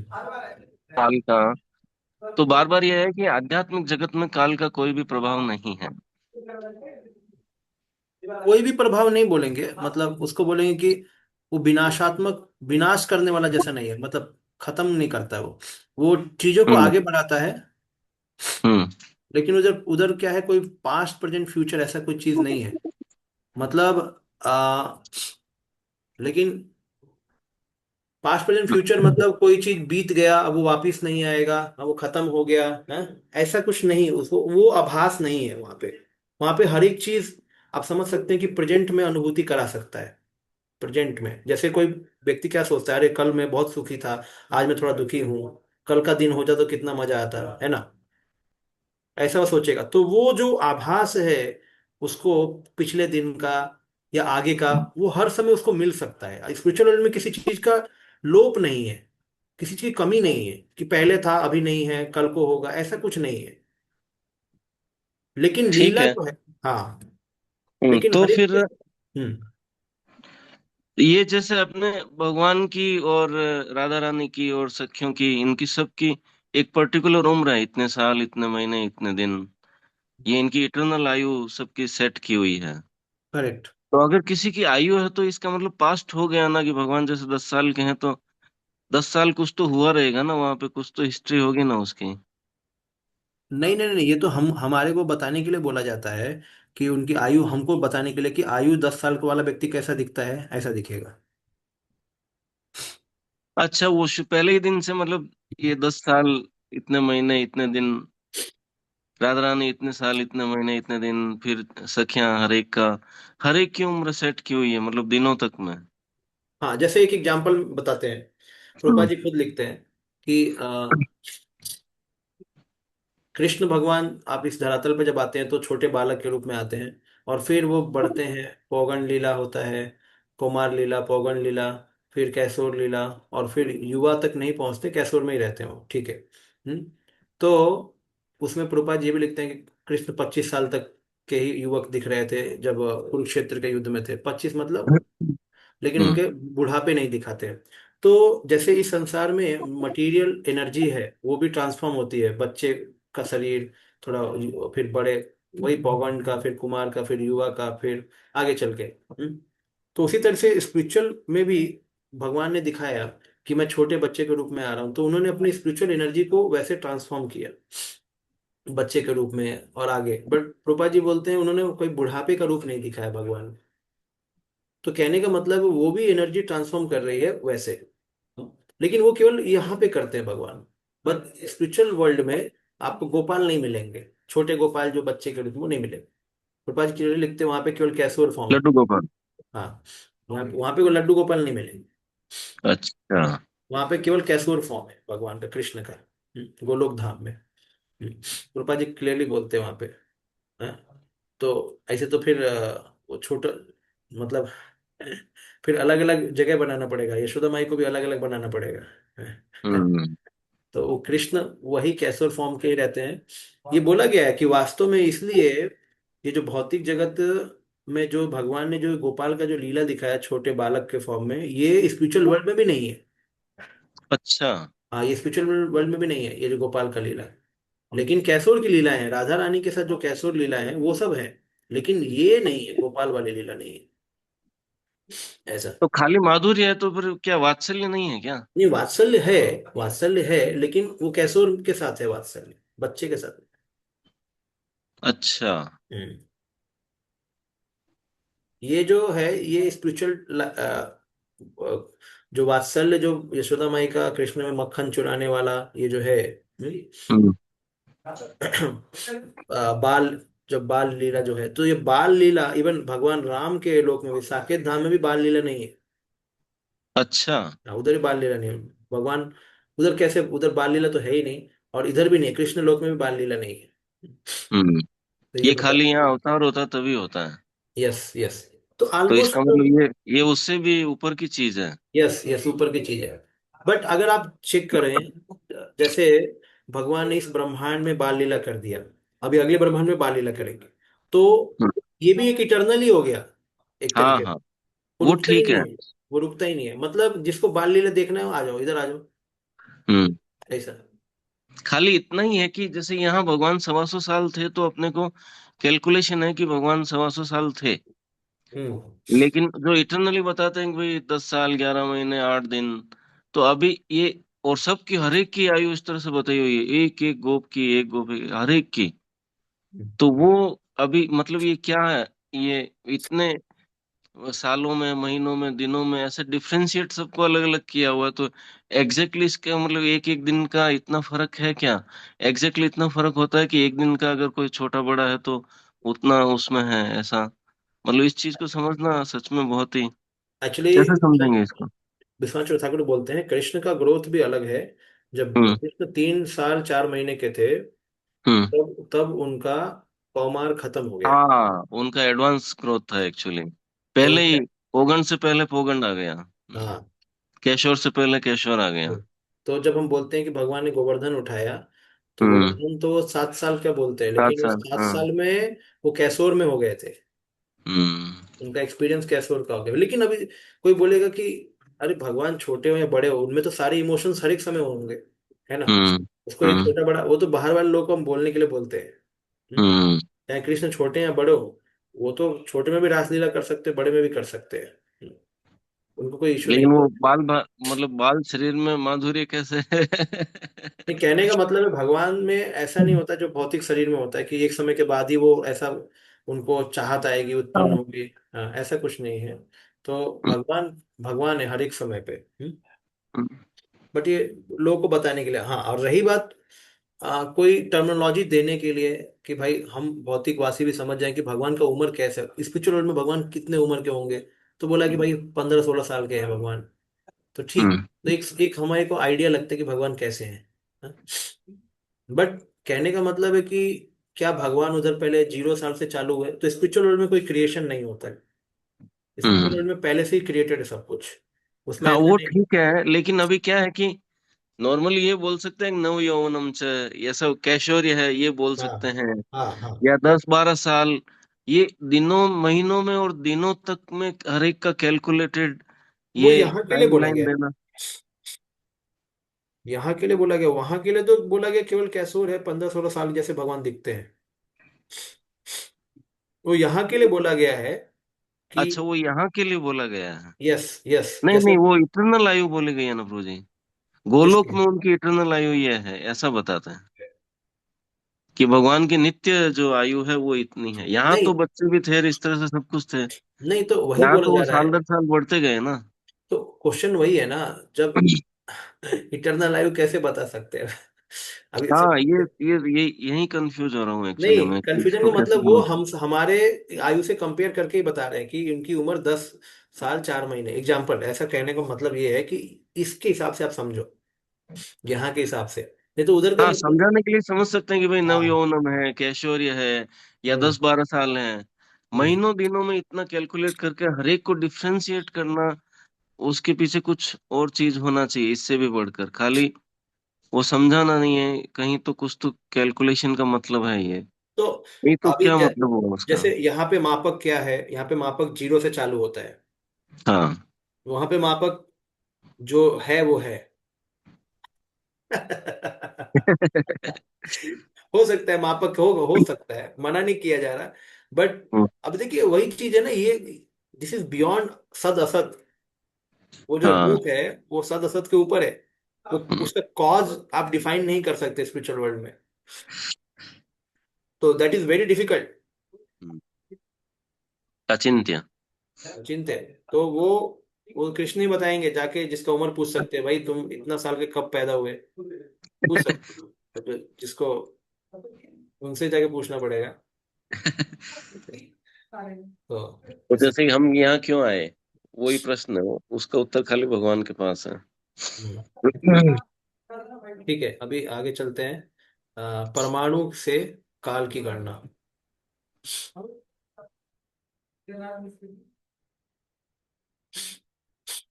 मैत्रेय उवाच।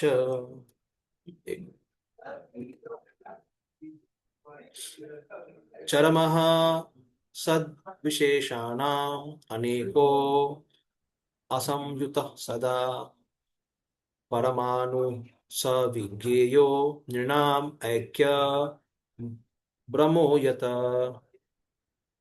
पढ़िए। तो भौतिक अभिव्यक्ति का अंतिम कण जो कि अविभाज्य है और शरीर रूप में निरूपित नहीं हुआ हो परमाणु कहलाता है। यह सदैव अविभाज्य सत्ता के रूप में विद्यमान रहता है, यहाँ तक कि समस्त स्वरूपों के विलीनीकरण लय के बाद भी। भौतिक देह ऐसे परमाणुओं का संयोजन ही तो है, किंतु सामान्य मनुष्य इसे गलत ढंग से समझता है। हाँ, तो अब यहाँ पे मैत्रेय बोल रहे हैं परमाणु से काल की गणना,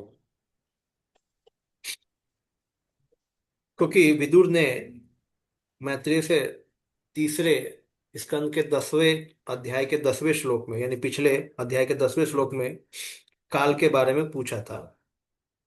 तो अभी वहां पे पूरा डिटेल नहीं बोला था उन्होंने, वो डायरेक्टली चले गए थे क्रिएशन के ऊपर काल को लेके, क्योंकि काल और क्रिएशन उसमें जुड़ा हुआ था ब्रह्मा जी का। तो वो बताने के बाद अब यहाँ पे काल को विस्तार रूप से बताएंगे।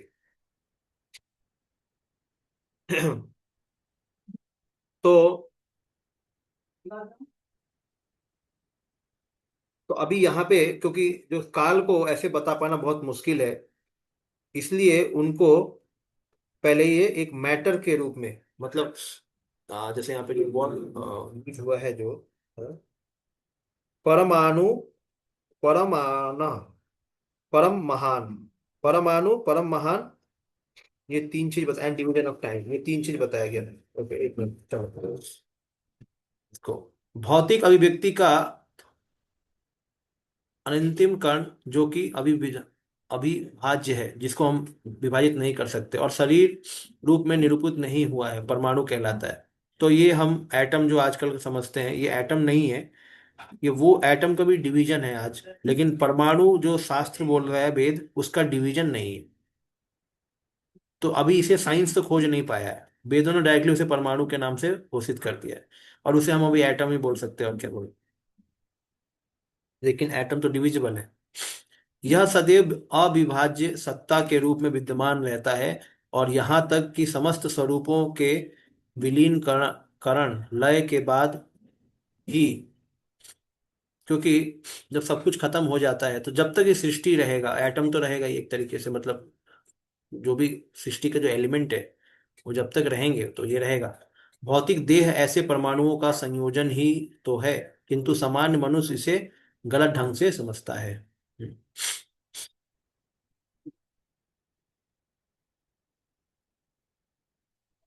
तो इसको बोला गया है ultimate particle of material element, मतलब एकदम smallest particle, ultimate particle of material element. और ऐसे पार्टिकल बहुत ही बड़ी संख्या में रहते हैं, और क्योंकि इनका इतना छोटा साइज है, और इसलिए मनुष्य कभी कभी इसको गलत समझता है, और उसको सोचता है कि मैं इसको देख सकता हूँ। समझ में आया ना? अगर मैं बोलूँ कि परमाणु सबसे छोटी चीज है, तो मनुष्य उसको खोजना चालू कर देगा, चलो उसे खोज के निकालते, देख के निकालते कैसा दिखता है। लेकिन यहाँ पे बोला कि वो देख नहीं सकते, मुश्किल है। तो मनुष्य जिसको देख लेता है उसको बोल देता है परमाणु। हम्म। तो यहाँ पे विश्वनाथ ठाकुर ठाकुर लिख रहे हैं यहाँ पे कि मनुष्य की गलती क्या है। मनुष्य, man are mistaken identifying them with small particle they can see. मनुष्य गलती क्या है, इसमें क्या गलत बोला गया है? मनुष्य उसे गलत ढंग से समझता है। मतलब क्या है, मनुष्य जिस चीज को देख लेता है कि सबसे छोटी वस्तु ये है, तो उसी को परमाणु बोल देता है, लेकिन ये गलत है, वो नहीं है, ऐसा यहाँ बोला गया है। भ्रमो यतः, निर्णाम ऐक्य भ्रमो यतः, वो मनुष्य भ्रम में चला जाता है, परमाणु के अस्तित्व को खोजने में भ्रम में चला जाता है मनुष्य, गलत तरीके से समझता है। अमेजिंग चीज है। यानी देखिए, आज भी लोग एटम को गलत ही मान रहे हैं, अलग ही चीज को एटम बना दिया है, ये मतलब सबसे स्मॉलेस्ट वस्तु। तो ये जो खोज है, ये पहले भी हो रहे थे, तभी तो मैत्री मुनि यहाँ बोल रहे हैं ना कि पहले भी मनुष्य एटम खोज रहा था, तो गलत चीज को एटम मान के बैठा था। आज भी साइंस में नॉन डिविजिबल एलिमेंट खोजा जा रहा है, पता है ना आपको? जैसे पहले बोलते थे, एक साइंटिस्ट कौन थे, डाल्टन। साइंस के हिसाब से डाल्टन जो साइंटिस्ट था, उसने क्या बताया कि एटम को आप डिवाइड नहीं कर सकते, एटम परमाणु को डिवाइड नहीं कर सकते। फिर उसके बाद रदरफोर्ड आया साइंटिस्ट, उसने बोला कि अरे एटम के अंदर इलेक्ट्रॉन होते हैं। इलेक्ट्रॉन वो कैसे, जैसे आप ये खाते हैं ना वाटरमेलन, वाटरमेलन में कैसे बीज रहते हैं अलग अलग जगह पे, उसी तरीके से एटम को जब तोड़ोगे तो उसमें इलेक्ट्रॉन मिलेंगे। यानी उसने बोल दिया कि एटम के अंदर भी कुछ ना कुछ मिलेगा आपको, यानी एटम को खत्म कर दिया, डिविजिबल बना दिया, इसको विभाजन हो सकता है। प्रोटॉन, अभी न्यूट्रॉन और इलेक्ट्रॉन तीनों, प्रोटॉन न्यूट्रॉन और इलेक्ट्रॉन तीनों, तीन पार्ट है ना परमाणु के। हाँ, ये तो बाद में आया है, प्रोटॉन इलेक्ट्रॉन, वो भी उस समय नहीं आया है। अच्छा, ओके। इन्होंने, जो रदरफोर्ड ने बोला कि केवल इलेक्ट्रॉन ही बोला, रदरफोर्ड ने। फिर अगले साइंटिस्ट आए, वो बोले कि अरे, नील बोर आया, नील बोर बोला कि अरे एटम के अंदर न्यूक्लियस भी होता है, और न्यूक्लियस में प्रोटॉन और न्यूट्रॉन भी रहते हैं, और इलेक्ट्रॉन भी घूमता है। तो नील बोर ने अलग थ्योरी निकाली। तो नील बोर ने क्या बोला कि एटम का डिविजिबल होता है किसमें, इलेक्ट्रॉन में भी होता है, और उसके अंदर न्यूक्लियस होता है, और न्यूक्लियस में प्रोटॉन और न्यूट्रॉन होते हैं। अभी उनके ऊपर एक और अभी आ गया भाई, वो बोला कि इवन प्रोटॉन न्यूट्रॉन भी डिवाइड होते हैं, उसमें क्वार्क्स होते हैं, इलेक्ट्रॉन्स होते हैं। तो वो कितना तक जाएगा वो पता नहीं। तो साइंस भी खोज रहा है अपने बुद्धि से, लेकिन वो सफल नहीं हो पा रहा है। तो इसी तरह आप बताइए, किंतु सामान्य मनुष्य इसे गलत ढंग से समझता है, भ्रम में चला जाता है। क्योंकि देखिए, सृष्टि का सबसे छोटा चीज पता करना, इसके लिए ये मैत्री मुनि खुद बोल रहे हैं कि ये गलती हो जाएगा उससे। परमाणु सविज्ञेयो निर्णाम ऐक्य भ्रमो यतः, निर्णाम इसको खोज नहीं पाएगा, भ्रम में चला जाता है, गलत तरीके से समझता है। ये ऐक्य ब्रह्म बोल रहे हैं और विशेषणाम, तो ऐक्य ब्रह्म मतलब ब्रह्म जो है वो ऐक्य का है कि अलग अलग चीजों के अलग अलग परमाणु हैं क्या, विशेषणाम मतलब बहुत वैरायटी के परमाणु हैं, सिंगल हर एक सारे परमाणु एक जैसा नहीं है। यस। तो इसका लोग आप मॉडर्न अगर साइंस बोलती है कि हर एक चीज अल्टीमेटली एक ही है, और परमाणु के लेवल पे जाके एक ही चीज है, वो ऊपर जाके वैरायटी में अलग अलग हो रही है, तो वो एक के ब्रह्म यही चीज इसमें है क्या? ये बोला जा रहा है यहाँ पे, विश्वनाथ ठाकुर क्या बोल रहे हैं, in the 11th chapter details of time are given from which one can understand the length of the month, year, and yuga. Finding the nature of subtle time difficult to describe, Maitreya first describes the division of matter. क्योंकि time को describe करना इतना आसान नहीं है, तो matter यानी ये जो भौतिक तत्व हैं उसके बारे में पहले बताना चाहते हैं मैत्रेय मुनि। उस भौतिक तत्व से समय को बताएंगे वो। तो फिर बोल रहे हैं कि द स्मॉलेस्ट डिवीजन चरमः ऑफ द पार्ट्स विशेषाणाम of material element sat is called परमाणु। the smallest division material element का परमाणु कहा जाता है। why the charma is a singular indicating only one particle when there are many, though the particles are many, to understand about the subtle nature of the time it is appropriate isolate one particle, and thus the singular is used, but still the one particle should by its nature be either combined or uncombined। ठीक है। The verse therefore says it is not joined, this particle is understood to be परमाणु, ये join नहीं है परमाणु, ठीक है। This means that it can not be seen, इसको देखा नहीं जा सकता। ये आपने अभी विश्वनाथ चक्रवर्ती ठाकुर का पढ़ा है? हाँ। Okay. Then what is the size, इसका size क्या है? From these particles which arise men make a mistake concerning what constitutes a single particle। One perceived the very small particle of light which are seen in the rays of sun shining through a lattice window and think, here is one particle, here is another fine particle. A sixth part of that light particle is Parmanu, but it is invisible. Men are mentioned because some small insects the size of a serenu can see this particle. देखिए इसमें बताया कि man are mention because some insects, जो कुछ कुछ insect इसको देख सकते हैं परमाणु को, लेकिन इंसान नहीं देख सकता, ये बताया गया है। इंसान नहीं देख सकता, लेकिन कौन देख सकता है? इंसेक्ट कुछ कुछ देख सकते हैं इस परमाणु को। और इसको ये भी बताया गया है कि ये अकेला बताया गया है? अकेला। जैसे इसके हो सकते हैं कि ये जो परमाणु है कभी कभी दूसरों के साथ मतलब मिलके रहे, दूसरे परमाणु के साथ मिलके रहे। ऐसा जरूरी नहीं कि सब अलग अलग ही रहते हैं, मिलके रहे, लेकिन समय को बताने के लिए इसको अलग कर दिया गया है। अलग अलग से अब इसको लेके बताया जाता है। तो ये सबसे स्मॉलेस्ट पार्ट है एक्चुअली। जैसे वो ऐसा बोलो कि साइंस के वर्ड में कि ये परमाणु हो सकता है मॉलिक्यूल्स के फॉर्म में रहे एक साथ जुट के, लेकिन इसको अलग करके निकाल लिया गया है एक, और बोला गया है कि ये सबसे छोटा एलिमेंट है। पूरे सृष्टि के जो भी है एलिमेंट का सबसे छोटा पार्ट ये है, परमाणु। इसको मनुष्य नहीं देख सकता, ये भी बताया गया है। इसको कुछ जीव कीड़े कीड़े देख सकते हैं, हाँ? वो कीड़ा भी कितना छोटा होगा या मान लो, यानी कीड़े भी देख सकते, मतलब भगवान ने देखने वाला भी बनाया है, ये सोचना चाहिए।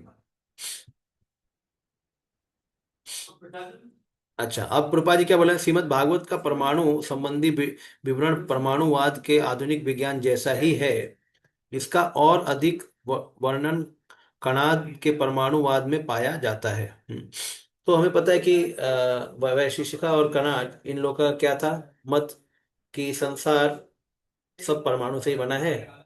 अंततः सबका कॉज क्या है? परमाणु। तो उन्होंने भी परम सत्य को कॉज नहीं माना था। परम सत्य यानी भगवान को कॉज नहीं माना, कॉज ऑफ ऑल कॉज, उन्होंने परमाणु को कॉज माना। तो ये जो षड दर्शन है, इसमें 5 जो दर्शन है उसको नास्तिक माना जाता है, इसीलिए क्योंकि कोई बोलता है, जैमिनी बोलते हैं कि कर्म भगवान से ऊपर है। कर्म सर्व कारण कारण है, यानी कर्म जिसका जैसा लिखा है उसी के हिसाब से फल मिलेगा, या जो इसने जो कर्म किया वो फल मिलेगा, उसमें भगवान भी कुछ नहीं कर सकता। भगवान भी संसार में आएंगे तो उन्हें कर्म को पालन करना पड़ेगा। तो ऐसा जैमिनी का तत्व है जो कि गलत है। हाँ, कर्म से ऊपर भगवान है ना। तो हमें पता है कि कर सभी कुछ भगवान के कंट्रोल में, वो हम पढ़ते हैं किसमें? भागवत में, वेदांत में। लेकिन ये षड दर्शन में अलग अलग चीजों को सुप्रीम बनाया गया है। तो वैशासी का कनाट बोलते हैं एटम सुप्रीम है, जैमिनी बोलते हैं ये सुप्रीम है, कर्म सुप्रीम है। पतंजलि बोलते हैं कि आप भगवान के फॉर्म को स्पेकुलेट कर सकते हो और उनको मेडिटेट करो। You can speculate the form of God and meditate. लेकिन ये जितने भी 5 तत्व, 5 दर्शन है, इन सबका तत्व क्या बोलता है कि वास्तव में ब्राह्मण, इन सब की समझ क्या है कि ब्राह्मण श्रेष्ठ है। और जब भी ब्राह्मण से कोई अवतार लेके आता है कृष्ण के फॉर्म में, तो वो इस माया को स्वीकार करता है, इस भौतिक माया को अपना शरीर बनाने के लिए। यानी भगवान की सारी लीला माया है। तो ये सभी जो 5 जो फिलॉसफी है, इसमें मायावाद का तत्व भी घुसा है कि ये भगवान के तत्व को भी नहीं समझते हैं, ना उनको सर्व कारण कारणम मानते भी हैं। तो सांख्य में भी ये कपिला सांख्य, ये जो एथिस्टिक सांख्य, नास्तिक सांख्य है, जो उसमें भी यही है कि प्रकृति सभी चीजों का कारण, सर्व कारण कारण है, इसमें पुरुष का कोई मतलब नहीं है।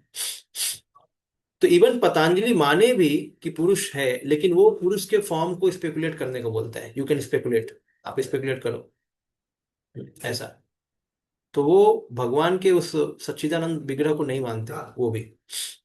तो इस तरीके के ये सब फिलॉसफी है।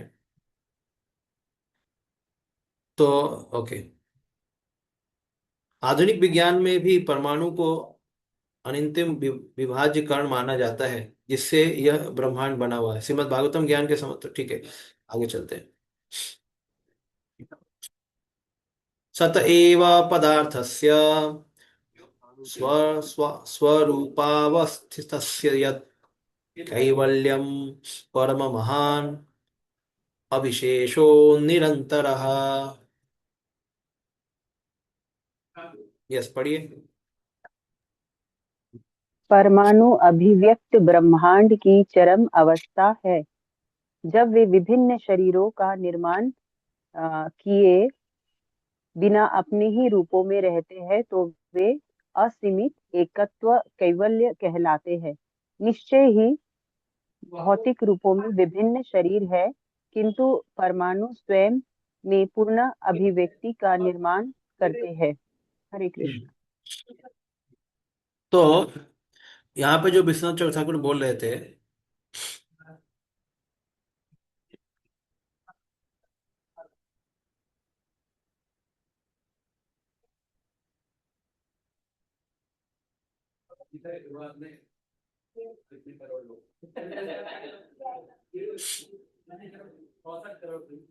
ठीक है, इसमें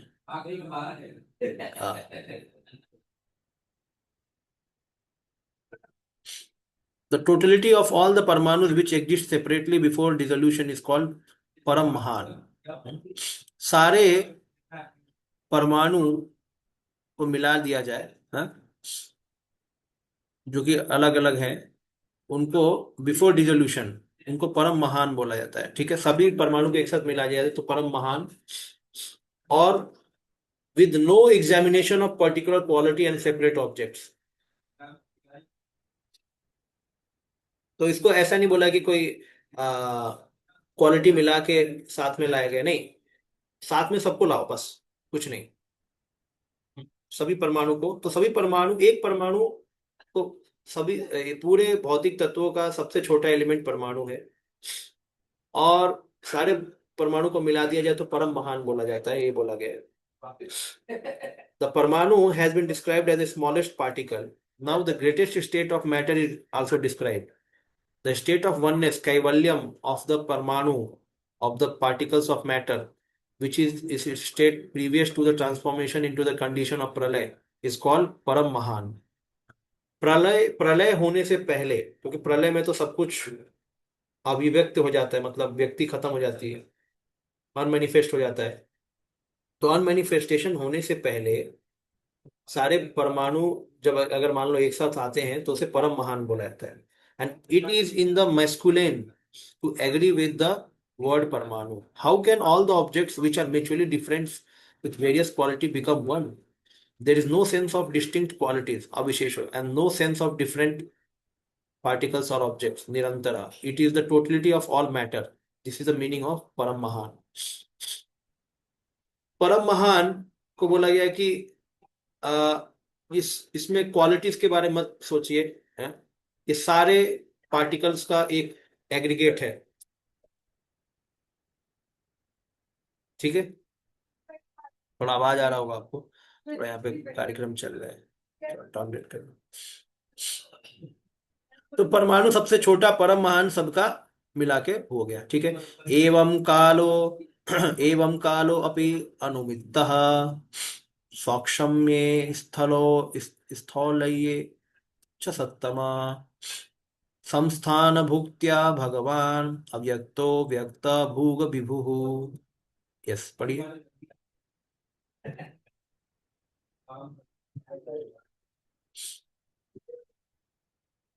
काल को शरीरों के पारमाणविक संयोग की गतिशीलता के द्वारा मापा जा सकता है। काल उन सर्वशक्तिमान भगवान हरि की शक्ति है जो समस्त भौतिक गति का नियंत्रण करते हैं, यद्यपि वे भौतिक जगत में दृष्टिगोचर नहीं है। हरे कृष्ण।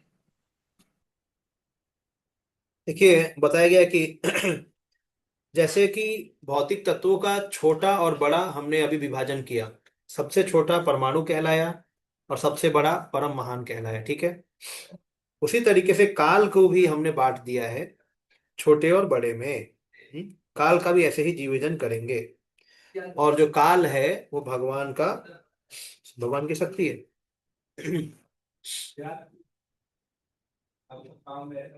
ठीक है, विभु, तो जो वर्ड आया विभु मतलब भगवान की शक्ति है, और इसमें बोला गया है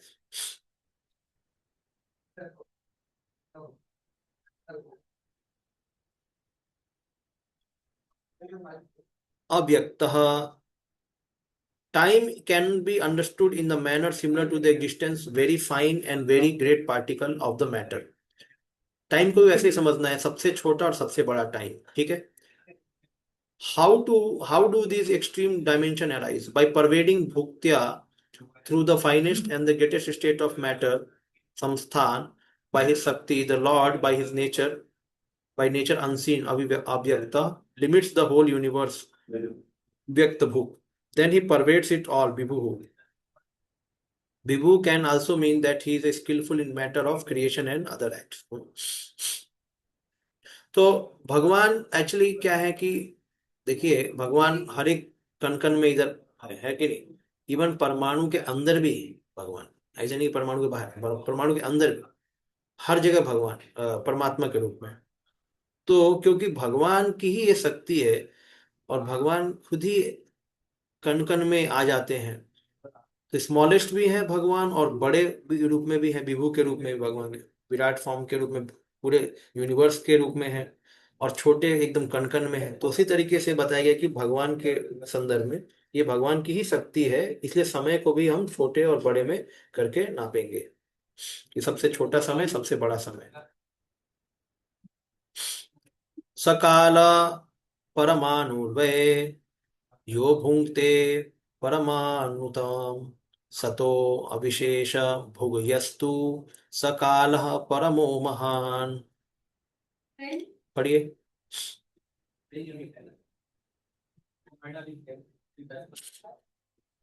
परमाणु काल का मापन परमाणु के अवकाश विशेष को तय कर पाने के अनुसार किया जाता है। वह काल जो परमाणु के अव्यक्त समुच्चय को प्रच्छन्न करता है महाकाल कहलाता है। तात्पर्य पढ़े प्रभु जी। एक मिनट। परमाणु काल का मापन परमाणु के अवकाश विशेष को तय करने। Okay. Atomic time is measured according to its covering a particular atomic space. That time which covers the unmanifest aggregate of atoms is called the great time. तो एटॉमिक टाइम मतलब सबसे छोटा समय किसको बोला गया है? इसको बोला गया है time covered by sun in passing over an atom. सूरज को कितना समय लगता है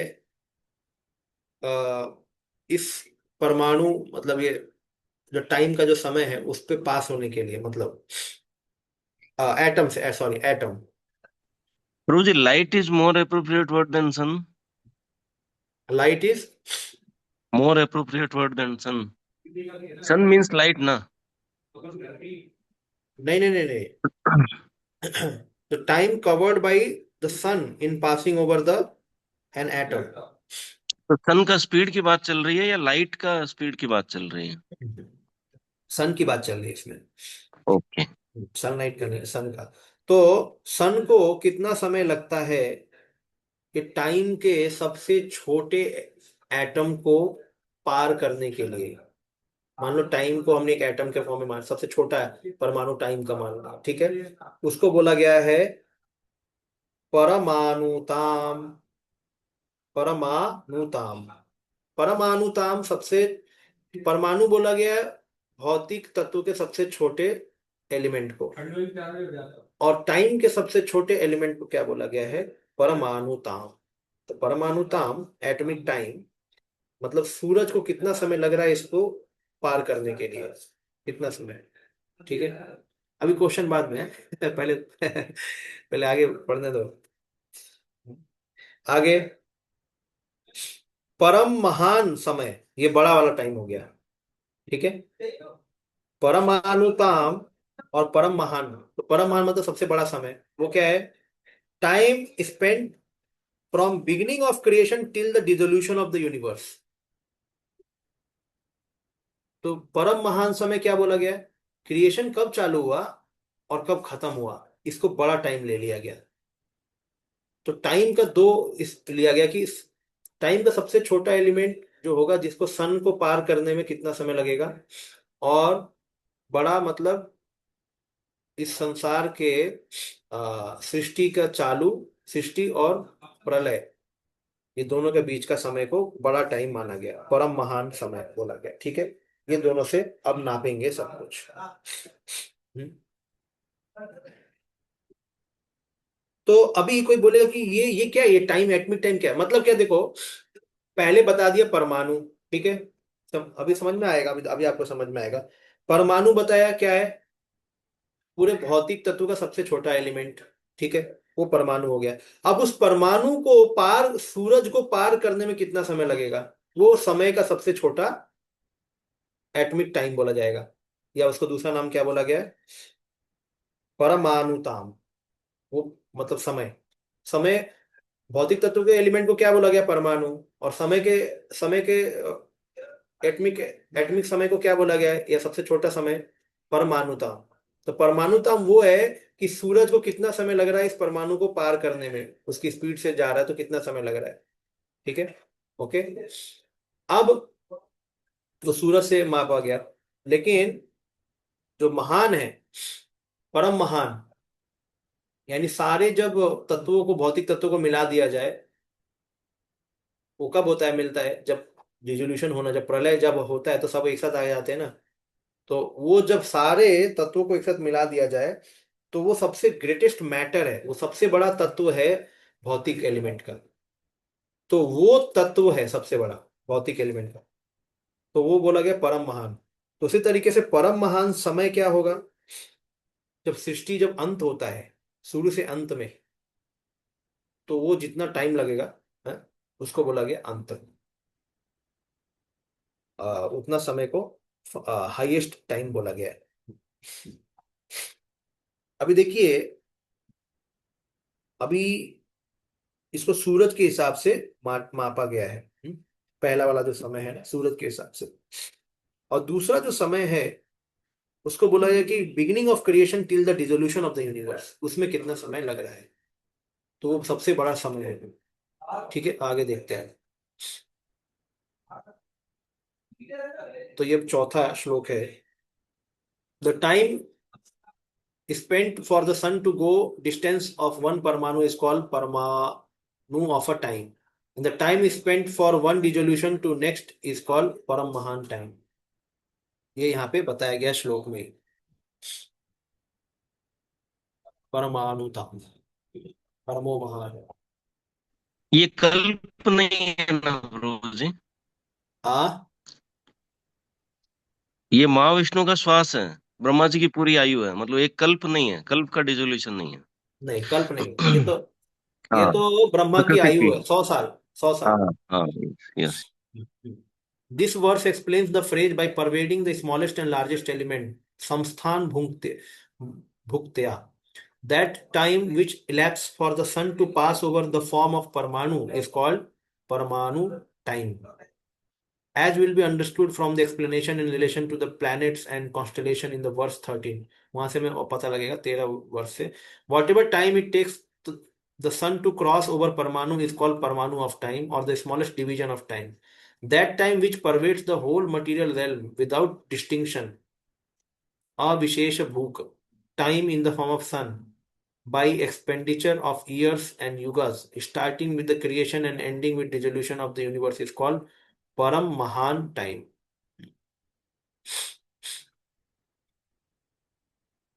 तो परम महान टाइम बताया गया, the time which pervades the whole material realm without distinction, without distinction. Time distinction किस फॉर्म में, time in the form of the sun, by expenditure of yuga years, starting with the creation ending with, नहीं, without distinction is called परम। जैसे परमाणु को भी आपने देखा, जब इन्होंने डिस्क्राइब किया तो ऐसा नहीं कि कौन सा परमाणु निकाला है, नहीं, एक परमाणु निकाल लिया, उसको डिस्टिंक्शन मत करो किसका परमाणु है, सबसे छोटा एलिमेंट है।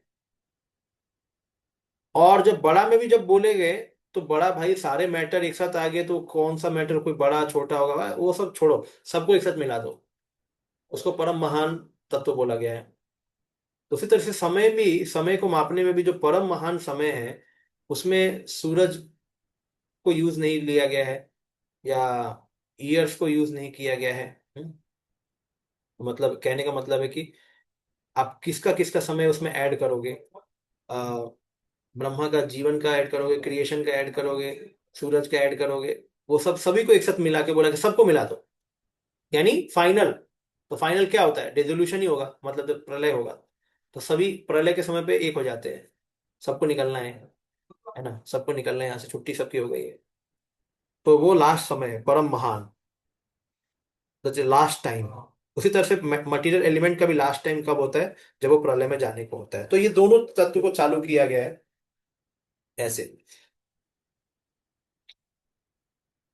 अच्छा, तो हाँ, since there is an equivalent name given to the division of time and the material particles of Parmanu, Anu and Trasarenu, there are also equivalent names given to the time and the material substance called Param Mahan. However, there is a difference in the terminology and sizes of the time and object between these two extremes. ठीक है, प्रपात बोलते हैं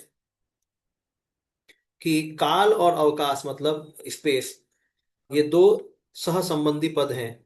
हमको पता है Einstein ने इसके ऊपर काफी रिलेटिविटी का प्रिंसिपल, टाइम एंड स्पेस जो फिलोसफी जो डिस्क्राइब हुआ था, रिलेटिविटी प्रिंसिपल, वो इसी पे हुआ था, टाइम एंड स्पेस, आइंस्टीन की जो थ्योरी है। अणुओं के कतिपय अवकाश को तय करने के रूप में काल मापा जाता है। एक्चुअली ये इंग्लिश थोड़ा इजी पड़ता है हिंदी से। Time is measured in terms of its covering a certain space of atoms.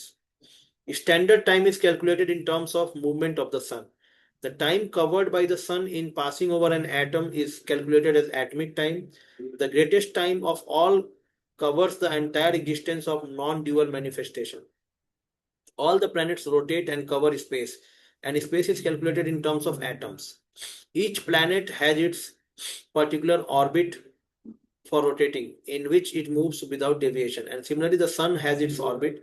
The complete calculation of the time, creation, maintenance, resolution measured in the terms of the circulation of the total planetary system until the end of creation is known as the supreme kala. तो इसमें वही चीज बताया जा रहा है कि the complete calculation of time of creation, maintenance, resolution measure in terms of circulation of total planetary system until the end of creation. देखिए इसमें जैसे हमारे ब्रह्मा जी 100 साल जीते हैं, ठीक है, हमारे ब्रह्मा का 100 साल और दूसरे ब्रह्मा का 100 साल अलग हो सकता है, हो सकता है। ब्रह्मांड बहुत सारे हैं, ब्रह्मांड बहुत सारे हैं, कोई ब्रह्मांड बड़े हैं, कोई छोटे हैं। तो इस सब को मिला के कितना समय पे सारा सृष्टि खत्म हो जाती है, उसको लास्ट बोल दिया गया, लास्ट बोल दिया गया। वो क्या है, परम महान समय।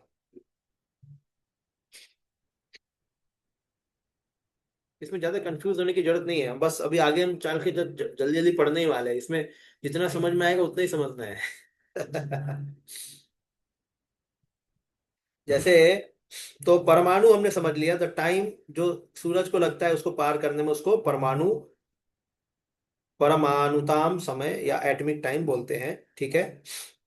अभी आता है अणु। अणु मतलब,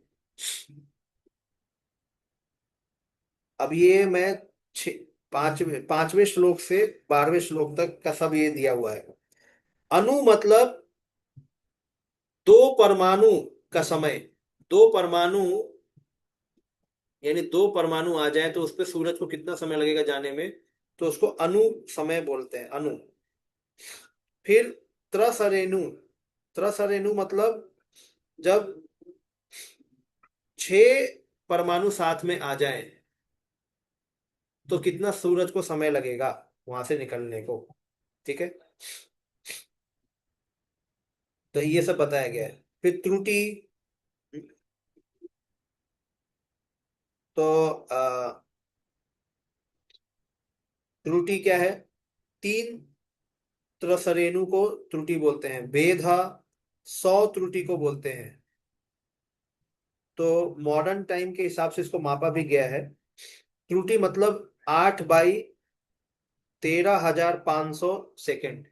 8 डिवाइडेड बाई 8 को आप जब डिवाइड कर दो 13,500 सेकेंड से, तो ये आता है एक त्रुटि या 3 त्रसरेणु के बारे में। आप आगे के सभी श्लोक में अभी देखो, पता लगेगा आपको। एक एक काम करेंगे, इसका एक चार्ट बना के मैं आपके सामने दिखा दूंगा। वो अभी आपको समझ में नहीं आएगा। चार्ट यहाँ पे बन के आ जाएगा ना तो क्लियरली थोड़ा समझ में आएगा कि क्या चल रहा है। नहीं तो ये फिर कुछ मतलब नहीं करेगा। ठीक है, तो अगले क्लास से हम इसको मैं थोड़ा बराबर करके आपको वो कराता हूँ। चार्ट है, उस चार्ट को बस प्रेजेंट करना तो आपको समझ में आएगा, ज्यादा कुछ नहीं है, क्योंकि हम तो जीने वाले हैं नहीं उतने, 70 साल ही जीने वाले हैं तो उसमें कोई चिंता करने की जरूरत नहीं है। और हाँ, कोई प्रश्न पूछ रहे थे? यस, किसी का कोई प्रश्न था? हरे कृष्ण प्रभु जी, दंडवत प्रणाम। वही था हाँ, कि सबसे छोटा समय वो, सूरज तो बड़ा है, परमाणु तो बहुत स्मॉलेस्ट है, तो सूरज को वो क्रॉस करने के लिए मतलब कैसे समझा जाए? तो फिर आपने फिर कहा कि ज्यादा समझिए मत बस, तो फिर मैंने छोड़ दिया। अच्छा, इसमें क्या है ना,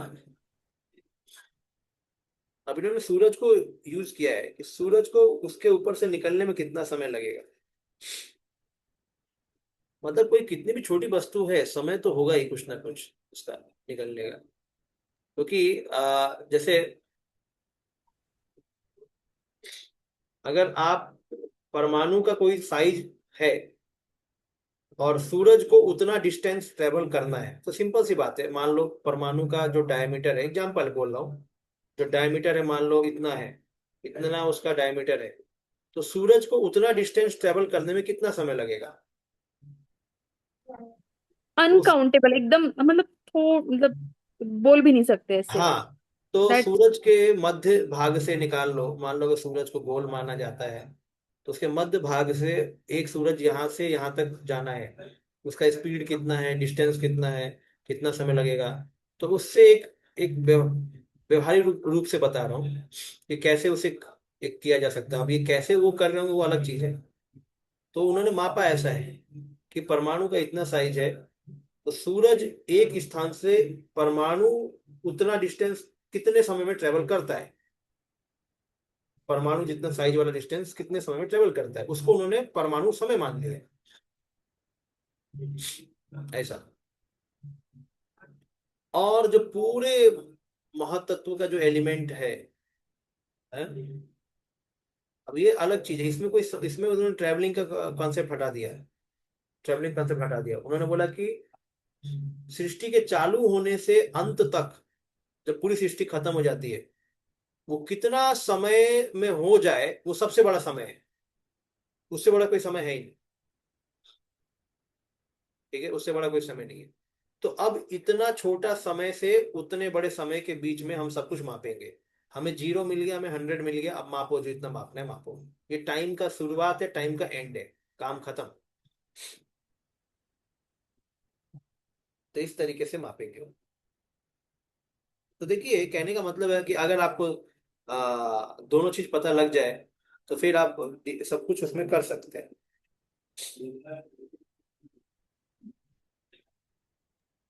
थैंक यू प्रभु जी। अभी एक और चीज है, जब आप डिफाइन करते हो, जैसे मान लो कोई बोलेगा मुर्गी पहले होगी बच्चा पहले होगा, मुर्गी पहले होगी अंडा पहले होगा। अब ये क्वेश्चन मुश्किल है। पहले तो मुर्गी को ही आना पड़ेगा ना, तभी तो अंडा होगा। अब मुर्गी कहाँ से आई? वो तो कोई जन्म देने वाला होना ही चाहिए, बिना अंडे के मुर्गी। ठीक है, तो अभी समय को मापने के लिए पूछा जा रहा है कि सूरज को समय कितना लगेगा परमाणु को। अब समय की बात कहाँ से आ गई? अभी आप समय के स्मॉलेस्ट एलिमेंट को खोजना चाहते हो तो उसके लिए भी एक समय की जरूरत पड़ रही है। यानी ये हमको एक समझाने के लिए बताया जा रहा है कि एक समय के सबसे छोटे एलिमेंट को मापना है तो सूरज कितना समय लेगा। अब जब आपको समय ही नहीं पता तो एलिमेंट को कैसे मापोगे? इसका मतलब समय पता है हमको, तो हमको समझाने के लिए बताया जा रहा है कि समय का सबसे छोटा एलिमेंट क्या है, सबसे बड़ा चीज क्या है। अगर हम उसको सोचेंगे कि हमें नहीं समय निकाल के देखना है तो वो आप नहीं कर सकते। That is beyond us. Because हमने लास्ट चैप्टर में सीखा था कि ये इसका कोई कॉज नहीं है, मतलब ये सब कॉजलेस है। ये ब्रह्मांड में सद असद ये सब फीचर नहीं होता, ये भी भगवान का जो एस्पेक्ट है, इसको मापना आसान नहीं है। ये इसका कोई आकार नहीं है, इसका कोई रूप नहीं है, कैसे मापोगे? तो एक तरीके से इन्होंने कोई रेफरेंस लेके इसको मापा है और उसको फिर स्मॉलेस्ट और बिगेस्ट यूनिट करके आगे चल गए ऐसा। Okay will and dear. Srila Prabhupada की जय। हरे कृष्णा।